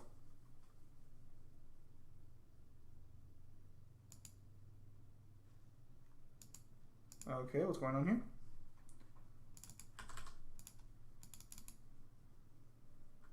Oof, when you're trash, you're trash. See, the problem is that he's not awakened. Because he's not awakened, he can't fight them. Hanuka is Ayane's sister and can copy abilities so she can copy Ryu's and Ken's moves. Oh yeah, absolutely.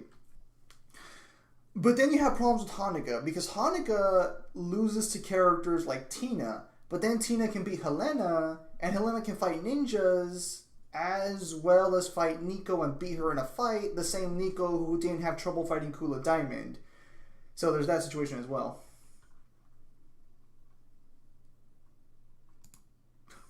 Not today, Satan.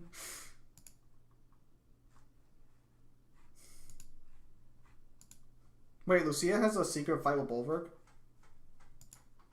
Yeah, that was during Dead or Alive 6. I already did my research for Dead or Alive 6. You can look up Dead or Alive 6. You can look up just Kula mission and it'll give you the information.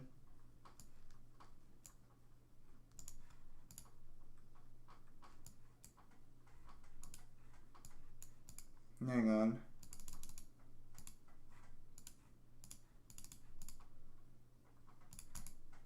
Alright, so there's just a couple more things I gotta take care of here, and then I can play Small Bromnia for a few minutes.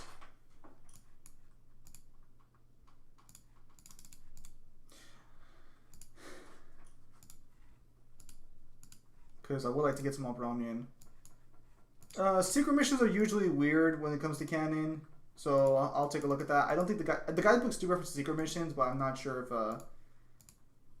you know, that occurs. Yeah, no, but Dead or Alive is a heavy scaling-based series because characters fight each other all the time. Basically, what Dead or Alive shows us is that the characters basically just, like, are all comparable to each other. That's basically what Dead or Alive tries to show us for the most part. Oh, it's a Mangler.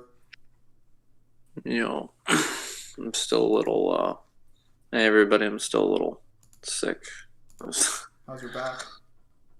The back's better. The stomach's gone now. Hi, I'm Mangler and I exist with problems every second of the day. Like I'm fighting a battle and I just get back territory on a portion of my body and then I lose it on others. Give it another week, maybe I'll be able to negotiate something. Well, Mangler, unfortunately, you missed our entire DMC2 discussion.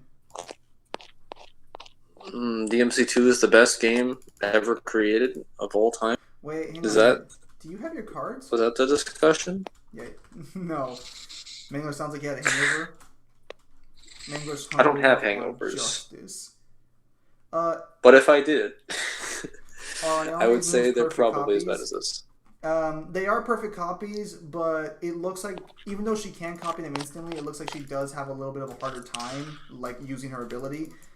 Because it's weird, like she tries copying Tina's move, and even though we see she can instantly copy moves from other characters, she has trouble copying Tina's move directly. But Tina is stronger than her canonically, so maybe that has something to do with it.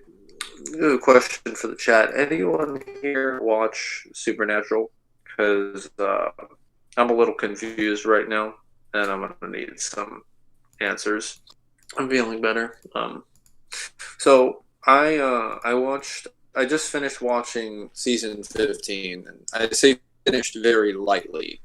So on Netflix, as Netflix tends to do when they upload TV shows, they put the latest season, whatever it is, obviously, whether it's theirs or not. But the difference is that the amount of time it takes for them to put it on, if it's not theirs, takes a little bit longer because they don't own the rights to the show. And I read an article somewhere that apparently states that season 15 of Supernatural didn't get finished. And I can definitely tell that because the last episode that I watched didn't finish the actual conflict. It was explained that mid-production, they kind of ran into some issues because of the coronavirus, and they weren't able to finish, but they still scripted in like 5 more episodes, and they have the remaining final 2 that they're going to release in, quote, the final quarter of 2020. Anyone else here know any information about that by chance? Because I was a little surprised because I was like, yeah, this is... And then it doesn't.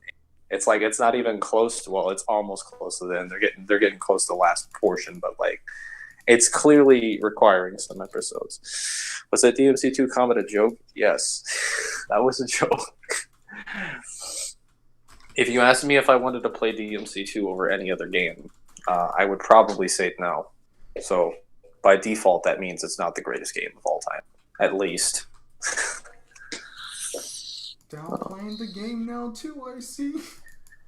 You can combo in DMC2 and get an S rank. I mean, if you can show me footage of you getting a proper... Well, I mean like an S rank for like a mission. I don't mean an S rank in a combo. If you can show me footage of you getting an S rank in a mission without super costumes, I definitely love to see that. It's pretty much impossible. That fucking sucks. Keeps crashing on me. Okay, we're just gonna do some obligatory leveling up real fast so I can get my Mangler. You're cutting in and out. Is he? Because I hear him just fine. Am I cutting in and out now? Somebody in the chat said I was cutting in and out. I noticed. That's why I said it.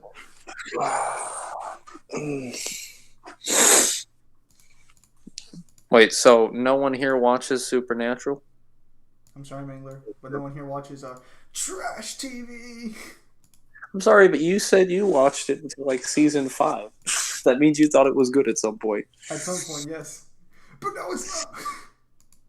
I just need to make sure because I kind of want to like talk about it.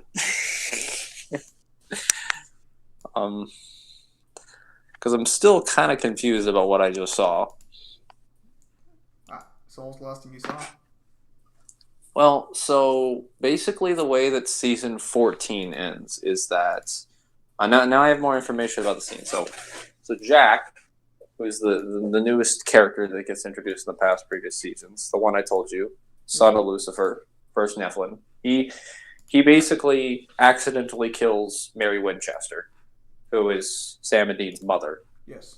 Because she's brought back by God's sister because of the fact that she helps them resolve their conflict and they find an agreement. So as a reward, she's like, I'm going to give you something that you want, and he brings her mother back.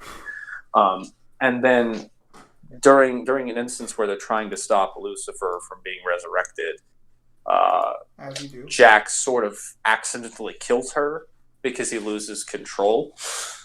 But part of that is because he doesn't have a soul that he had to burn that off to kill like a different version of one of the archangels. And so when he kills her, he feels super guilt-ridden. He goes to a cemetery and calls Sam and Dean and expects them to kill them. And then Chuck shows up and is just like, hey, here's the gun, the equalizer. Basically, it fires a portion of your...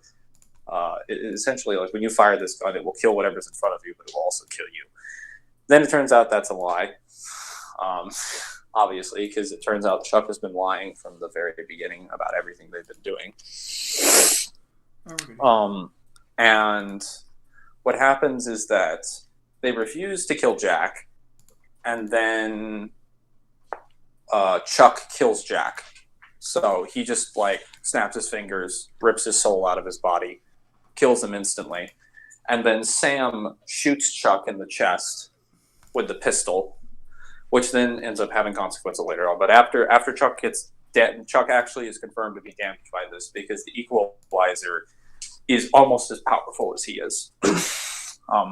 But then when he snaps his fingers, he lets all of the souls out of hell, which is confirmed in season 15.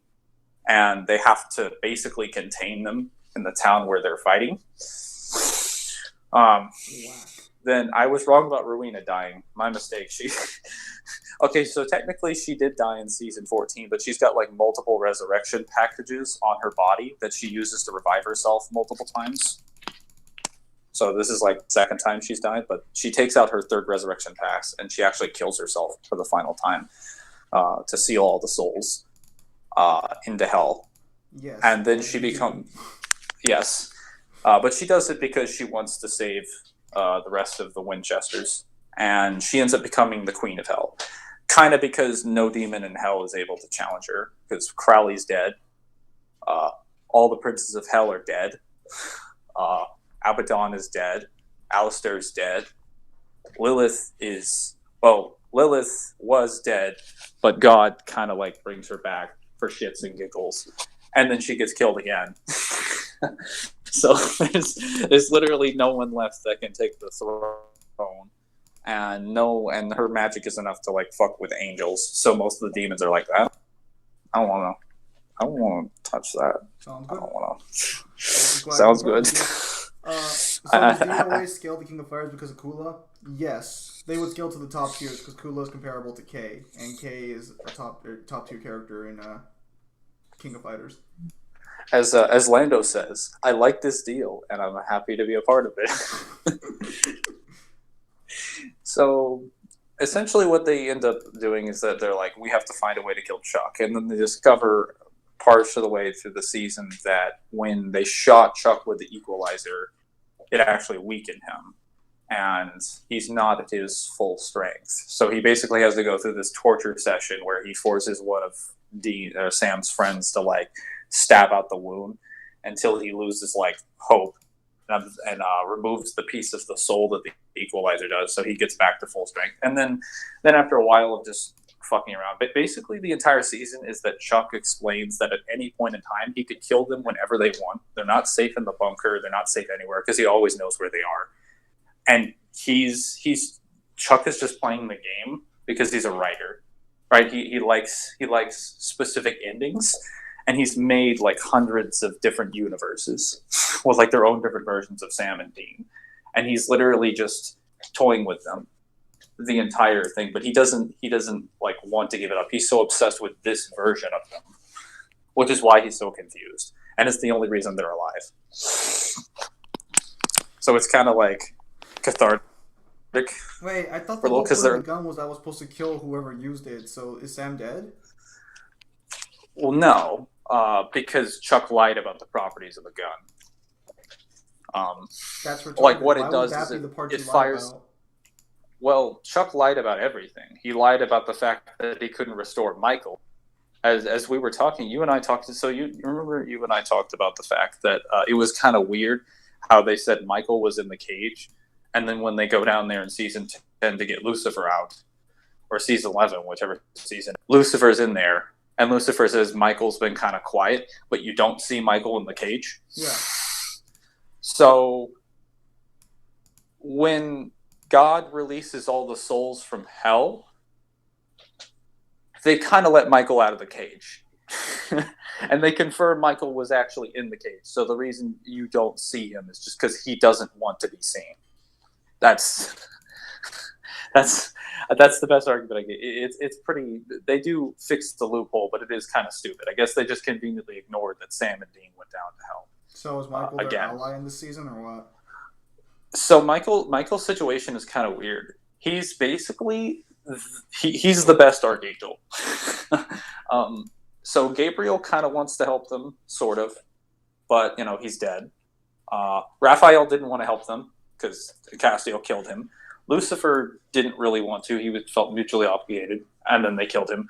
Michael he's incredibly loyal to God and Chuck, but he also is kind of suspicious because he's like, hey, you should come here and you should work with me. The only person he trusts is Adam Winchester, their half brother, who his vessel is, and he's the only one he talks to.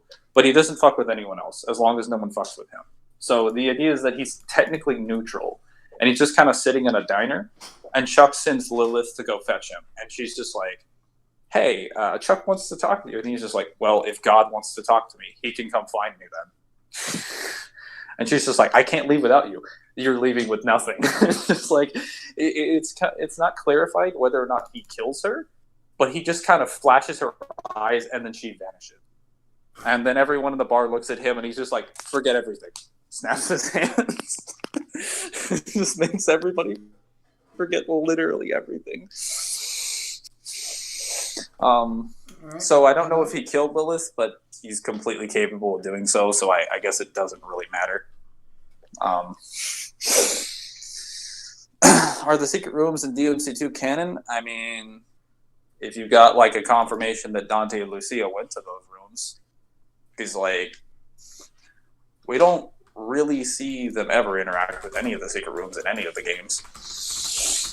I mean, the only purpose in going there is to get blue and purple orb fragments, which wouldn't be canon regardless. So, yeah. Unless you got a cutscene. It really depends on speed here, Reggie, because I'm still trying to get DOA speed up. If we do scale on the King of Fighters, they would be faster than Street Fighter, but I don't know how fast Tekken is, because I think Tekken has some light speed feats in there.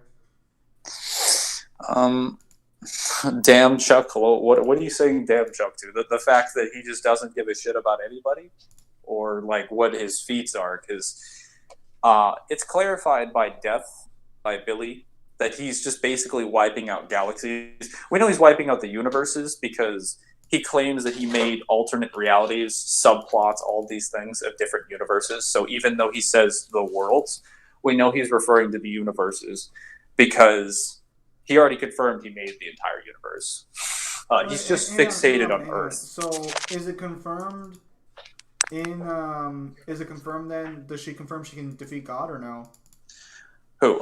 Death? Oh yeah, no. She reconfirms it. She even references the scene that I mentioned. They actually do a shitload of references in the scene where they flash back to original scenes to clarify what they're talking about. And Death, they're just like, wait a minute. So what are you talking about? You can kill him? Like, yeah. Well, I reap the God in my library. When I died, I became Death, and I inherited all of Death's knowledge and Death. Everyone has a book that speaks to their faith in Death's library. Even God has a book. And Jack is involved in the death of him and his destruction, as well as the Winchesters. So, maybe you're lagging a little bit there. You will reap him. Am I lagging? Yeah, you were lagging. What about now? Alright, that's better. Yeah. So she explains that when she dies and becomes Death, or when Billy dies, when Castiel kills her, when a Reaper dies, when there's not Death filling the cycle, they get upgraded to Death's position per the order of the universe or whatever the fuck. It's not really explained. Essentially, someone has to become Death. Yeah. Even though Reapers still do the job, someone has to maintain Death's position. Oh, so when she becomes Death, she inherits Death's knowledge, and she also inherits Death's library. And in Death's library is a book that showcases the fates of every single person in existence, essentially, because she says everyone has a book, even God. So I would assume literally everything in existence all of the knowledge of their fates are included if God is included, because he made the entire universe. So by default, that would be him. I don't know if she can include Amara, because it's kind of unclear as to what kind of power Death holds over Amara, because God, see, Chuck's information as a narrator and as a person who makes statements is kind of reliable, but not reliable, because he's lying to the main cast and to the audience for like 14 seasons. Like, he lies about what he can and cannot do. Most times he's way more powerful than he gives the impression for. But he made it clear that when he sealed Amara away, he needed all the other Archangels' helps to do so. And Amara confirms in this season, you're weakened. But even on a better day, you still couldn't touch me. So she at least confirms she's still stronger than him. I don't understand how that works, because the Archangels aren't that substantial in power. Well, they're not that much weaker than God. Lucifer said when he absorbed Jack's power that he's just going to kind of like remake the universe real quick. Now, granted, you could say he's just like talking out his ass, but like the only information we have on Lamar that hasn't been contradicted as far as like a statement is that he needed the Archangels to beat Amara, which would mean, granted, he couldn't even kill her. He sealed her. Well, okay. To be fair, the way that they explain this is that Amara and God both need to exist for the universe to sustain life. He's the light and she's the darkness. If one of them dies, the universe gets thrown out of balance and collapses. Now, I would assume this means all the other realities and existences that also exist would be thrown out of balance and cease to exist. Because he also created those and he sustains them as well. No, Excalibur, we're talking about Supernatural. And Yeah. I've said this before, but I'll say it again. You guys do understand that, like, I have an approximate knowledge on a lot of things. Just enough. Just enough. I have just enough information to talk about most, like, things Well, in general. To be fair, most people who watch Supernatural up to the end of season 5, which is where the original writers like left the show, they have a pretty good knowledge because it covers most of the basic monsters, the cosmology of the fact that there's like Roman, Greek, all these gods that pat in, the horsemen, angels, demons, heaven and hell. There were those gods until, Lucifer showed up.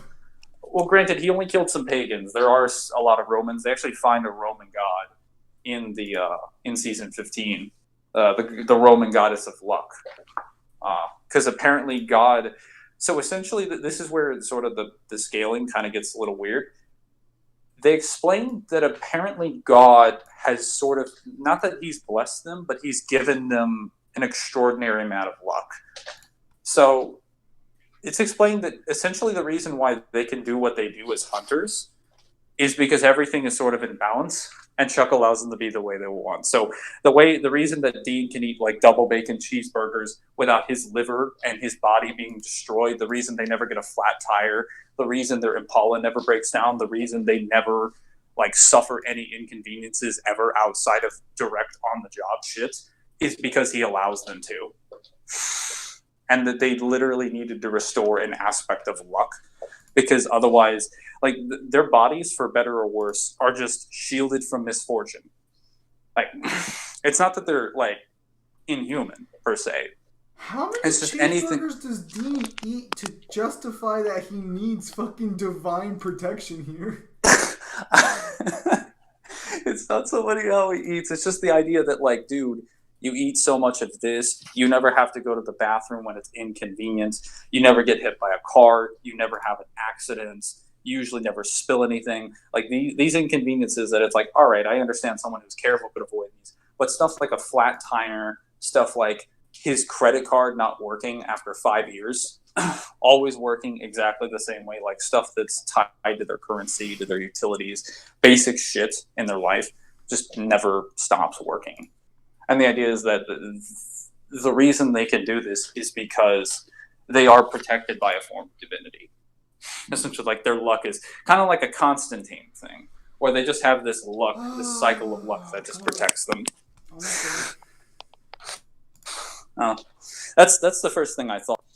Supernatural is basically SMT. I don't want to know. No, I don't think I don't think you could say that. It's kind of unclear. See, the writers have made it unclear, like, where Chuck's power is. He's clearly a universal being, at the bare minimum. But I don't know. I would have to go through the seasons to confirm if he created time and can manipulate it. Also, he also claims directly, as well as Death confirms this by also showing the scenes both in recap and during the episodes, is that he needs to take time to destroy the worlds. So even if his power is universal, it's not like that impressive immediately. Like he's just kind of, because like what he does is he goes to Earth 2, which is essentially an alternate universe where the only thing that we know about it's different is that what appears to be like Radio Shack is a different store called Radio Shed, and Hillary Clinton was elected president. That's literally all we know, because that's all we see of the universe, is that just one scene in a radio shed, and you just hear an announcement that Hillary Clinton was elected president, and that's it. And then Chuck walks in and is just like, and the guy's just like, dude, how can I service you? How can I get you like a TV screen? And then Chuck just turns on all the TV screens to reveal where Sam and Dean are and all these other different worlds. And then he just starts ending them. And he's just chilling there for weeks. So it's kind of like, ugh. Are you sure my it's Wi-Fi not just a is... case of like, are you sure it's not just like a case of like he's just lazy? Well, he is lazy. He's very lazy. But he says he is taking time. I think it's just because like he's never done it before. So even though he's omniscient, it's kind of weird. Also, his omniscience is super weird as well. Granted, you could make a case that his omniscience was inconsistent for the first portion, or the reason it's inconsistent for the first portion of the season is because he's weakened. But once he pulls the wound out, like once he's back to his full status, really the way his omniscience works is that if he chooses to view you, he knows where you are. Like he can turn on a TV screen, or he can just start thinking of you if he wants. Like if he really cares at that exact moment. But it's not a passive thing. He has to choose to activate it. Because it's clearly shown that like when he sees Sam and Dean, he turns on a TV screen to view where they are. And usually does it with a snap, because apparently everything in Supernatural is solved with snaps. But of course. Like as far as divine power. Nobody wants to use the clap. I think, what's his name? What was that guy? Was it Bruce Almighty, or was it Evan Almighty that like got onto that that one meme where it's like everybody has to do everything divine with like a snap versus a clap or something? I think it was Bruce Almighty. Yeah, he's just like, I get kind of irritated by that because a snap is overrated. That's how I feel about Supernatural. Okay. He said it was Bruce Almighty, yeah. Yeah, it's clap on, clap off, yeah. Clap on the clapper. Mm-hmm. Yeah, nobody claps on. Well, okay, sometimes they do, but most times the snapper just gets the job done. So it's also confirmed. There's a lot of cosmology that's basically confirmed in season 15. So apparently, when God makes the earth initially, the reason the Roman goddesses and various like Greek goddesses exist is that before humans believed in him, they believed in various aspects like the rain and weather and all these different things. And to shift blame away from himself, Chuck creates all these gods to embody these aspects. So he literally creates them just because he's like, or that's at least what we're told by the Roman goddess of love. And he's like, I don't want to deal with this, so we're just gonna make a god that like that just takes care of my job for me. Yeah, that's kind of wild. I was wondering what the hell was up with those other deities. Yeah, and apparently she blesses Sam and Dean because she's just like, it's been a long time since there's been a hero. So also she hates God, as most of the Roman gods do. Pretty much everybody. Well, okay, the demons respect him out of fear. The angels respect him out of love. Most of the gods and certain creatures don't give a shit about God. But you asked me about Michael, and Michael does come over to their side because Castiel goes in there with the best fucking dialogue I've ever seen. And he's just like, I always hated you, or at least disliked you in heaven. Because to paraphrase a wise old friend, you had an entire oak tree shoved up your ass. And he was like, hey, Lucifer was right. Because remember during this time, like, they've gone to the alternate universe in reality with Michael, They've gone to like Kale's world. Like they've seen multiple different realities that God has abandoned, including ones that have timelines in which the angels have wiped out most of humans. And he's like, yeah, no, Chuck doesn't give a shit about you. And Michael's like, no, I'm a loyal son. I know what my father needs me to do. And then Castiel kind of just like aggravates him by saying, by the way, Lucifer was the favorite. At least he was right. And then Michael just tries to attack him. And then he basically grabs him with the angel thing. Like he grabs his brain. He's just like, let me show you. And he shows him the alternate universe and what happens to the other Michael. And then Michael essentially tells him to get out. He thinks for like 30 minutes or so. And they call him back in there. And he's just like, there was another Michael. God lied to me. There was another one? Yeah, no, Michael is honestly like, this season made him one of my favorite characters of like ever, because he's so naive. He's like Jack. He's just like, I was abandoned. My father lied to me. Yeah, Sam and Dean are still the main characters. So the plot has essentially always been and always will be them hunting monsters. But they hunt monsters of all kinds. It's just they're mainly hunting monsters, ghosts, and they're hunting spirits. Sometimes they run into the occasional like deity or something, and they're usually hunting monsters and spirits. And then they also run into demons. But starting with the first 5 seasons, is basically an orchestrated plot that happens by Chuck and mainly by the angels to essentially start the apocalypse. That's what most people are probably familiar with. The apocalypse officially occurs at the end of season 4, but it starts at the beginning of season 4. So what happens is that, just to give you a rundown, I'll try to be quick about this in summary, is this, like, Sam essentially gets recruited by Azazel, who is one of the first demons created by Lucifer. And he's making an army for ambiguous reasons. Obviously an army of super soldiers of people who he's given demon blood to that have superhuman abilities. Like, they're super strong, they're telepathics, they have telekinetic powers, all this shit. And he basically forces them to fight each other in the battle to a death. And when Dean and Bobby find them, after they do so, he ends up getting killed by one of the creatures, or one of the people. And then in this process, they also try to basically unseal one gate of hell. And after they kill this guy, they're able to close a little bit of it. And in the process, they have to kill Azazel, because obviously Azazel is trying to murder them. But when they do, or prior to doing this, one of the soldiers kills Sam, and Dean has to give up his soul to a crossroads demon to save Sam. But he's only given a year, because they're just like, by the way, we can't give you 10 years or even 5 because your soul is way too valuable. So we're just going to give you 1 year. And they essentially spend that last year trying to hunt the souls that came out of that well before they were able to close it. And they are mostly successful. They actually take out the 7 sins and a lot of other popular demons. But then Lilith comes looking for Dean's soul. She sends the hellhounds after him, and she gets his soul and sends him down to hell. And then at the beginning of season 4, he's brought out of hell by Castiel.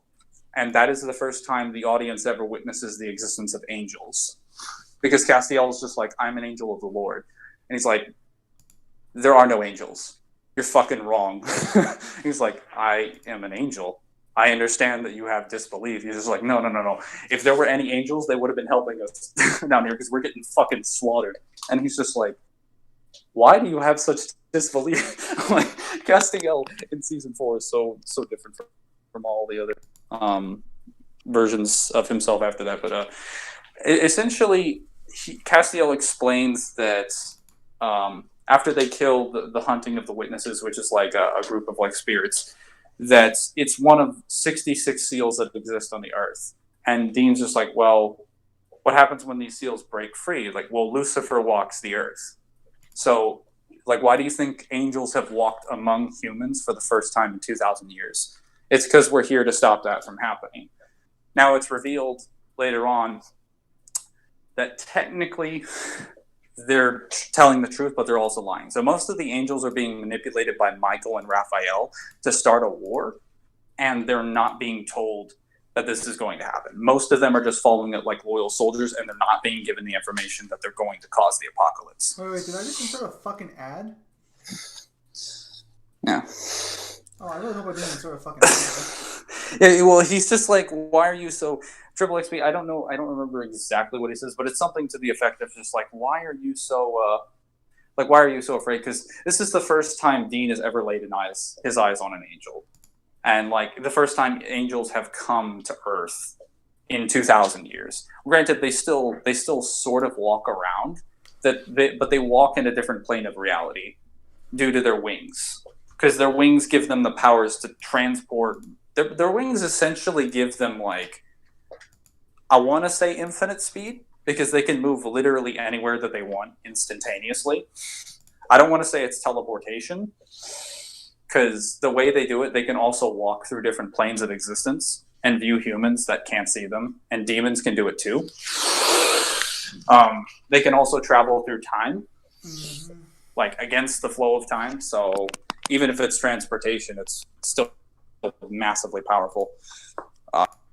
But yeah, Supernatural is the closest thing to like a giant melting pot of all the mythologies that you will ever see. There's Greek mythologies, Roman mythologies, Egyptian, every single major religion between like Buddhism. I don't know if Buddhism has made a fucking showcase yet, but it probably will. I mean, the only thing you can get there is the Buddha, or Nirvana. Well, I think like Islam, Christianity, definitely, and like every major religion that exists has probably appeared on this show at least once, and every like major mythology of like old folklore, like vampires, werewolves, all that shit. If it is to be found anywhere, it is probably in this show. Like there is so much shit. There is something for everything. But essentially what happens is that Sam, while he discovers that he has like demon powers, he starts trying to save people by just pulling demons out of people, and he ends up killing, like, him and the brother end up getting manipulated into stopping the seals from being broken. And it turns out, like, Castiel finds out halfway through that, yeah, the angels are specifically allowing these events to happen, and that if they wanted to stop the demons from breaking the seals, they could have stopped them like day one. They never would have broken any seals, because they have like millions of angels at their disposal. Like they have fuckloads of angels. And it's also confirmed in season 4 that the only way you can essentially kill an angel is if you're an angel, or if you're deaf, or if you have like an angel. Granted, Uriel says like the only way you can kill an angel is with another the only way to kill an angel is another angel. But he does say this as he pulls out an angel blade. So, well, no, because you can also kill an angel with a blade, can't you? With the angel blade. Well, yeah, that's what he says. It's like the only way to kill an angel is another angel. But he says this as he pulls an angel blade out of his arm. Like that's how he tries to kill Castiel. You see his sword right here? This sword right here is an angel. Fucking yeah. What? So it's SMT, but it's not SMT. Guys, it's not like, okay, it's the ultimate like mythology crossover. Well, no, it's because SMT is also a mythology crossover too. I think that's what they're trying to say. Sure, whatever. I guess. I mean, I thought you guys meant it was like 1A. I'm like, no. I mean, technically, High School DxD, if you get into the later lore, is also a mythology crossover, but they're more Eastern. Well, I was going to except say for like, the main archangels that occur at the beginning. So what happens is that they end up breaking Lucifer free from the seal because Sam gets manipulated into killing Lilith, the first demon, because he thinks like, oh, I got to take her out. Obviously, she's killing people around the world, and she's like one of their biggest generals. I should take her out. But Ruby ends up manipulating him doing it because Ruby knows she's the final seal. Lilith also confirms in the last season that the reason that she lets Sam kill her, or she puts herself in a position to be killed, is because she also knows she's the final seal. So, like, they basically have to kill her in order to break Lucifer free. And then after the apocalypse starts, essentially Sam and Dean go back and forth through these trials. They're dealing with they fight the horsemen of the apocalypse, all this stuff, they run into death. And then they fight Lucifer and Michael later on, once it's revealed that they have to become the perfect vessels for them. That's exactly what ends up happening. How long will it So take to binge? Probably a week.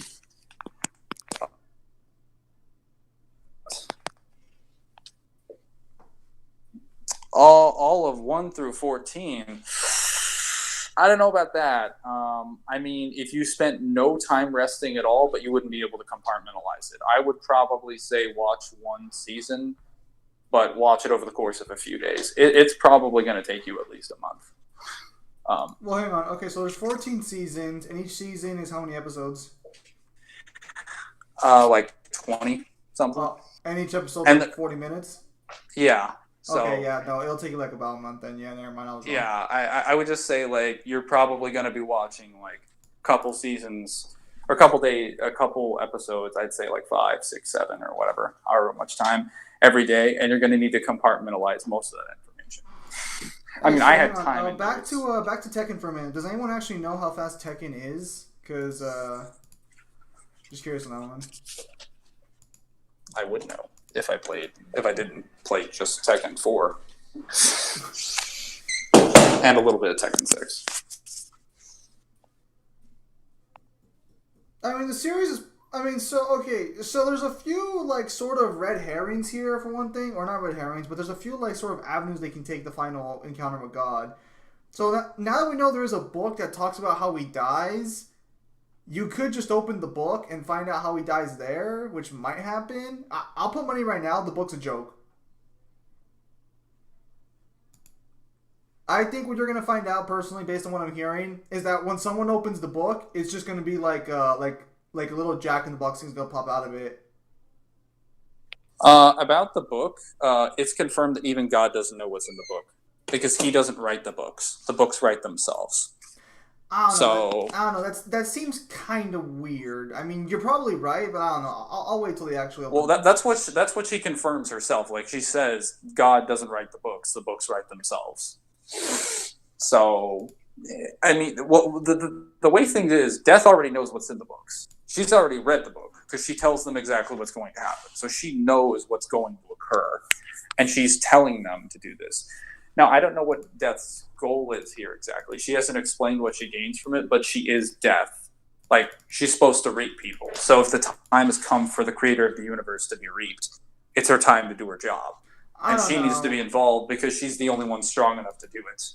I don't outside know. of that just seems kind of weird to me. How you have like a technically powerful deity in the game or in the. Oh, series. she's not protective. She's just doing her like. She already explained that as a Reaper, she would have let Dean die a million fucking times over if he wasn't constantly cheating Death with like spells and angels and shit. Because like most of the time that Sam and Dean die in the first 5 seasons. Noticeable. They die because of one reason or another. Either because they get... One time, I think in Season 5, they got killed by hunters that seek them out because they started the apocalypse. They blew them away with shotguns in their own bedroom. And the angels just brought them back to life. Like, they literally just brought them back to life because they're like, you think Death is going to stop you? You're going to be Michael and Lucifer's, like, vessels. So, even if you die, we'll just revive you from the dead. And there's fuck all the Reapers can do about it. Because we're superior to them, and we can just kill them if they get in our way. And that's exactly what they did. Death couldn't do anything because at that time, Death was on Lucifer's leash. And between then and there, they didn't really get killed. If they got close to dying, they were usually still barely alive, and Death is not going to intervene with someone who's alive. Granted, they'll be like, hey, don't stay on Death's doorstep. Warning, warning, I'll reap your soul. But they never say, like, hey, I'm going to kill you while you're alive. The cosmology just seems super freaking weird. Well, so Death confirms that Jack and the Winchesters are going to be the ones to take out God, but mainly Jack. And Jack is already confirmed that he's stronger, like, even without any of the powers, like, just when he was born, he's stronger than Lucifer, and he's stronger than alternate universe Michael, who is also stronger than any of the archangels in the OG universe. And he's strong enough to kill them pretty easily. But he also got all of his powers back when he absorbed the original. Like, he didn't just kill Michael from the alternate universe. Like, he ripped his soul to pieces and then absorbed the rest of his existence into his Jack's body. Nephilim. Then he also died and then was resurrected. And recently, I think he just went to like the fucking Garden of Eden. Yeah. So is Jack a human? No, he's not human. He's Nephilim. He's a spawn of angel and human. He's Lucifer's son specifically. But he doesn't fight with Lucifer. He actually fights to kill him multiple times. Though he's also like only, I think, a year old. But he essentially was born, and due to his divinity, he's vastly intelligent and conscious and sentient. To the point where he literally aged himself as soon as he came out of the womb until he was like in his early 20s. Like he aged his body just so that he could grow up. Why not have your two main characters beat God, or just make Jack the third main character? I mean, Jack is like the fourth main character. I would say Castiel is probably the third main character. No, I was gonna say Jack would be the fourth if anything, because Castiel is technically the third main character. Definitely. So what's going to happen? What Dean kind of the stream's gonna be over in a couple minutes anyways, so it's not that big a deal. So Dean just kind of explains that what's essentially going to happen, what might happen. Now this is Dean saying this, so it's kind of tied to his knowledge, and knowledge is always overridden by people with better credibility in the series. It happens all the time. He says, if we kill God, the universe will die. Same thing if we kill Amara. But their life is tied to a balance. So what would happen if we kill both of them? Now they make it clear that at least they don't make it clear in the way that they're like, hey, if we kill God, Amara will be pissed.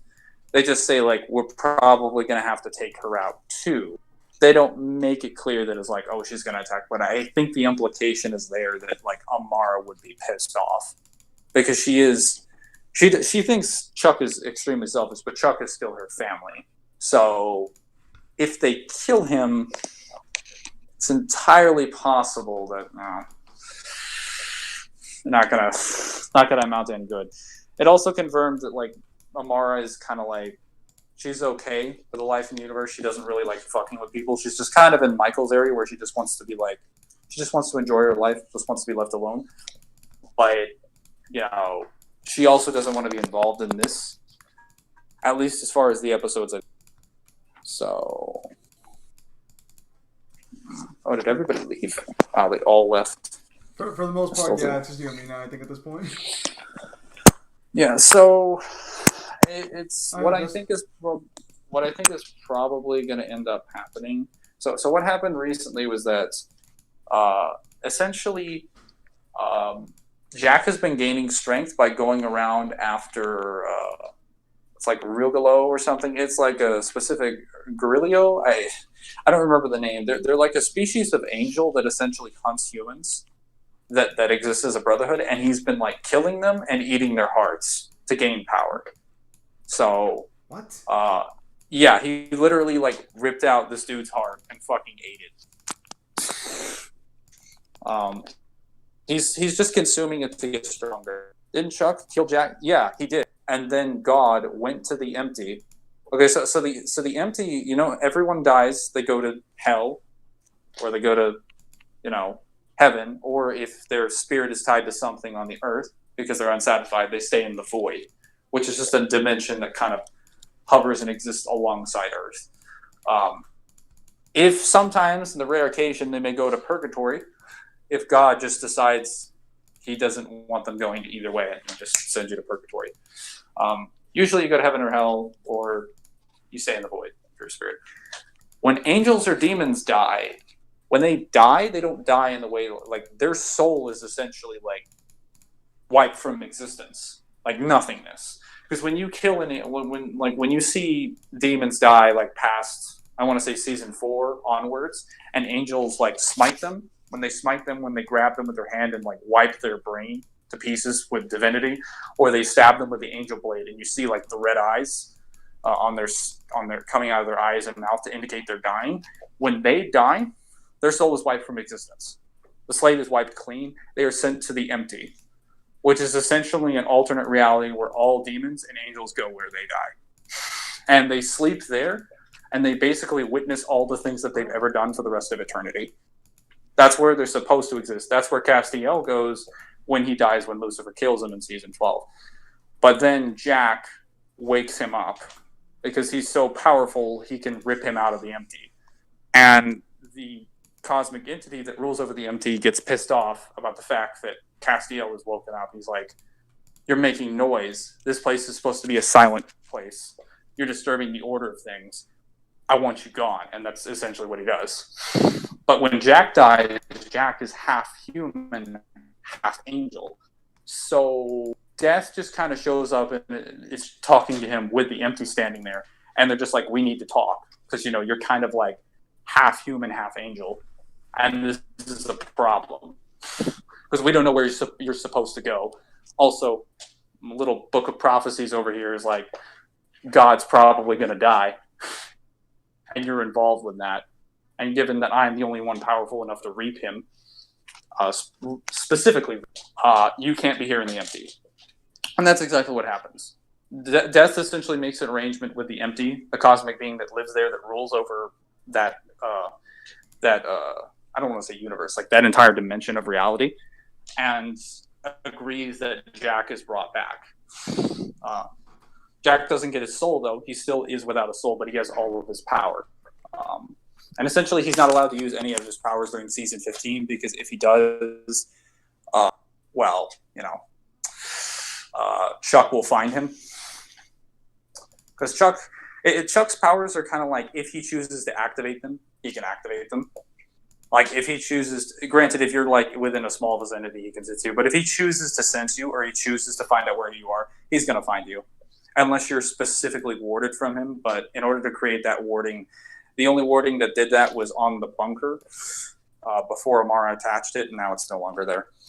No, Valorant has this. From what I saw, Valorant has this weird anti-cheat software that is super freaking invasive. So I've never played Valorant.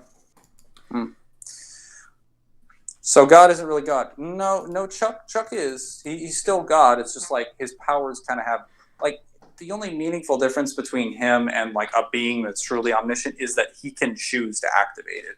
So he's not cursed with knowledge. That would actually make him more effective, because even though he's arrogant, he's not constantly consumed with a state of mind that's overwhelmed by knowledge. He can choose to indulge it whenever he wants to.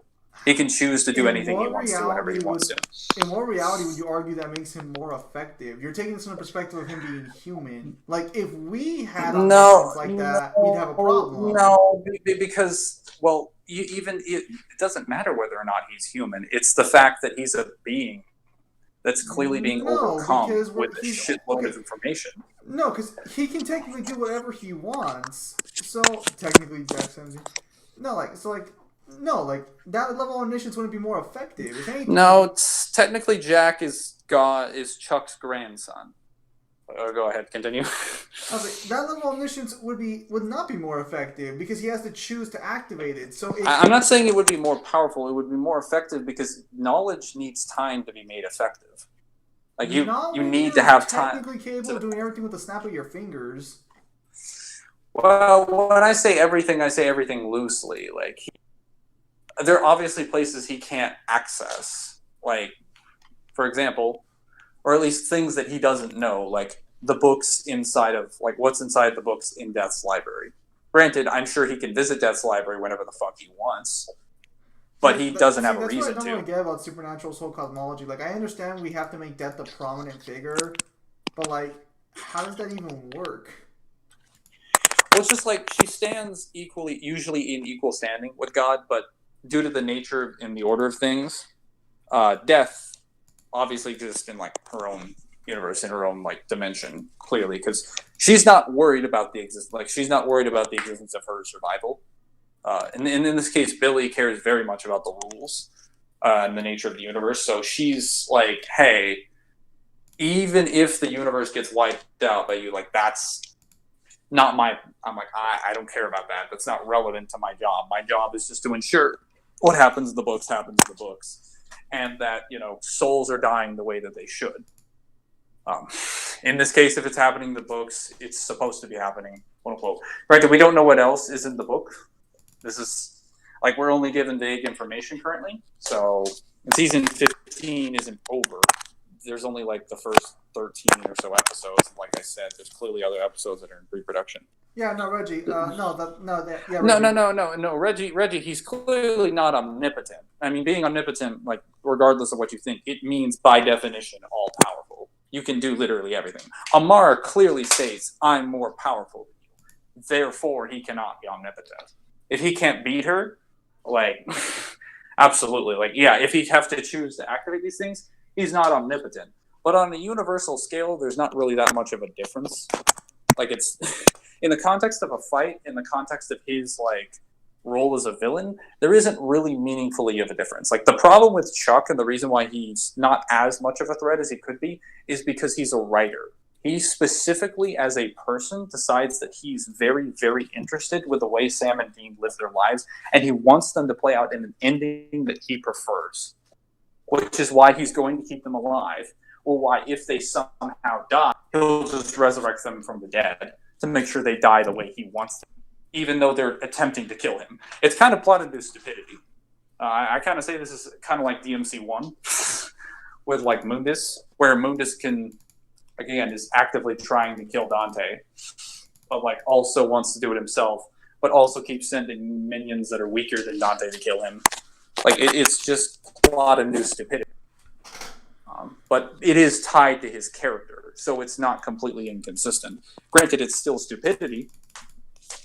Like, just because you want to do something and it's consistent with what you believe, it doesn't mean it's, like... I mean, personally, I don't like the fact that that is above God like that in Supernatural, because it doesn't really make sense based on Supernatural, but, like, I mean, they write the rules. How are they still relevant? Well, like I said, God kind of blessed them with the existence of a shitload of luck to where they're able to survive pretty much any circumstance. Though that doesn't mean that they're not going to die. They still die. They still die all the time. Like, Dean did die in season 9. Like, even with the Mark of Cain, Metatron kills him. Of course, it doesn't really matter because he is the Mark of Cain at that time. That just brings back to life. They're relevant usually because most of the time they're fighting demons and, like, vampires and werewolves. Well, demons are stronger, but, like, vampires and werewolves, they've constantly been brawling with them physically all this time, at least with Chuck's protection, and they're pretty strong compared to them. They fight them all the time. Demons, really, it's just a matter of whether the demons decide to force push them or not. If they don't decide to force push them, they can probably beat them in a brawl, assuming they have the knife, or assuming they have, like, the Angel Blade, which usually they do. They bring those all the time. So, as far as specific deities, well, when they go to fight deities or specific individuals, they're always planning out their trips, and they literally bring in the back of the Impala with them witch-killing bullets, devil's trap, things to kill, like, every kind of creature that they run into, including angels and demons, as well as, like, a spell book, as well as, like, shit on lore and mythology, so they can look up information on how to deal with deities. Like, they have as well as their dad's journal on every creature he has ever fought. They usually also have Rowena on speed dial, who has the Book of the Damned, and is the most powerful witch ever that has ever existed, and pretty much knows all the magic in the fucking universe. Except for demon magic, but it really doesn't matter because she's vastly superior to any demons. They also have Castiel, who is a Sephirin, an angel, on speed dial. That's also just kind of chilling with them. So if you want to ask, like, why they're still relevant, it's because they're always surrounded by powerful figures and powerful items and weapons. Like, in terms of their inventory, they just basically kind of shit on everybody because everybody constantly underestimates them, and they just go in with, like, prep time and knowledge and then fuck them up. It's also because, like, a lot of the beings, like demons and angels, are kind of arrogant. And again, plot-induced stupidity. If we just assumed a few of them were smart here and there, but they probably would have died. But again, due to the way that Chuck wants things, it wouldn't matter. Like, death has no consequence until, like, season 15, because God can just bring them back if he wants to. Hang on a minute. Actually, there's a statement there I actually remember. So, Death promises Sam, I think it's in a season, I don't know what season it is, but he promises Sam, you won't come back. Once I reap you, you won't come back. So, yeah. Would God not be able to bring him back at that point? I don't think God would be able to, but it's like a question of whether or not like, if a Reaper reaps them, that's different though. Like if Death reaps you, I would assume you're not coming back because Death has already stated and confirmed, like, at least on 2 occasions, I will reap God. So we would assume God's power. I mean, but yeah, but like we would assume that's based on his Hack's ability then of his scythe, because his scythe can kill himself.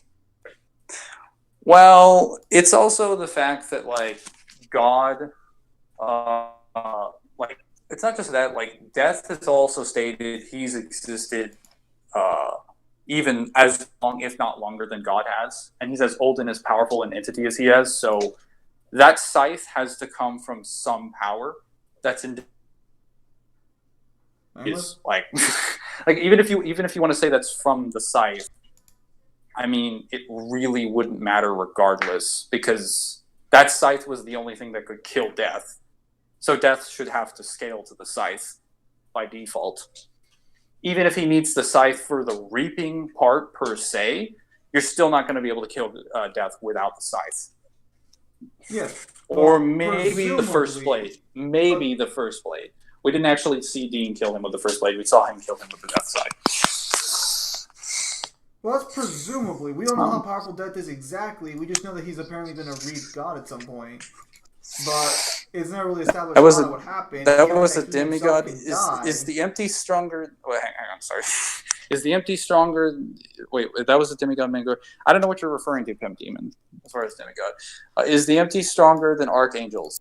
Yeah, he's stronger than anything that exists in his realm, except for maybe Death. Like Death, the empty god, and Omara are kind of like the 4 cosmic beings. That's right now. We mainly put Death top, and then God, based on Death's statements, has confirmed like he should be weaker than him. Granted, there's also like different versions of this. Like Death has also confirmed in season 6 when Castiel becomes God Castiel or Purgatory Castiel, where he essentially absorbs millions upon millions of Leviathans into his body. He essentially becomes God. Like he is now. What's his name? Fucking Death says, "I've met God and you, sir, are no God." So that can be interpreted to mean that he's weaker. But he's also capable of killing archangels with like a snap of his fingers. And archangels shouldn't be that far off from where God is, at least as far as like the sheer power of what their powers are. Granted, I'd still say they're probably tens, hundreds of times weaker than they are, but God just has access to way more abilities. Because he still needed them to fight Omara. Again, if further information comes out, we'll look into that. Because clearly, there's information that's released all the time that's fucking new. Like I said, I thought Michael wasn't in the cage. Season 15 comes around and it's like, actually, Michael's still in the cage. You just didn't see him. You weren't looking hard enough when they went down there to get Lucifer out. So, you know, they could be like, by the way, Omara could shit on Death.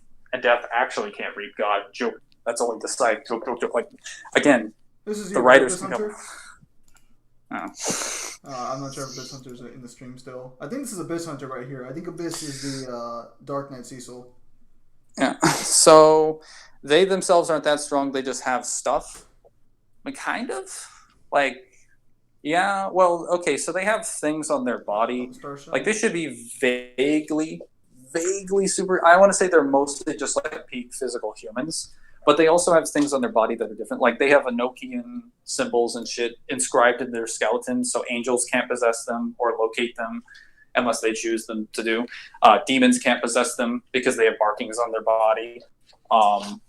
So they have warding and shit that protects them from various creatures.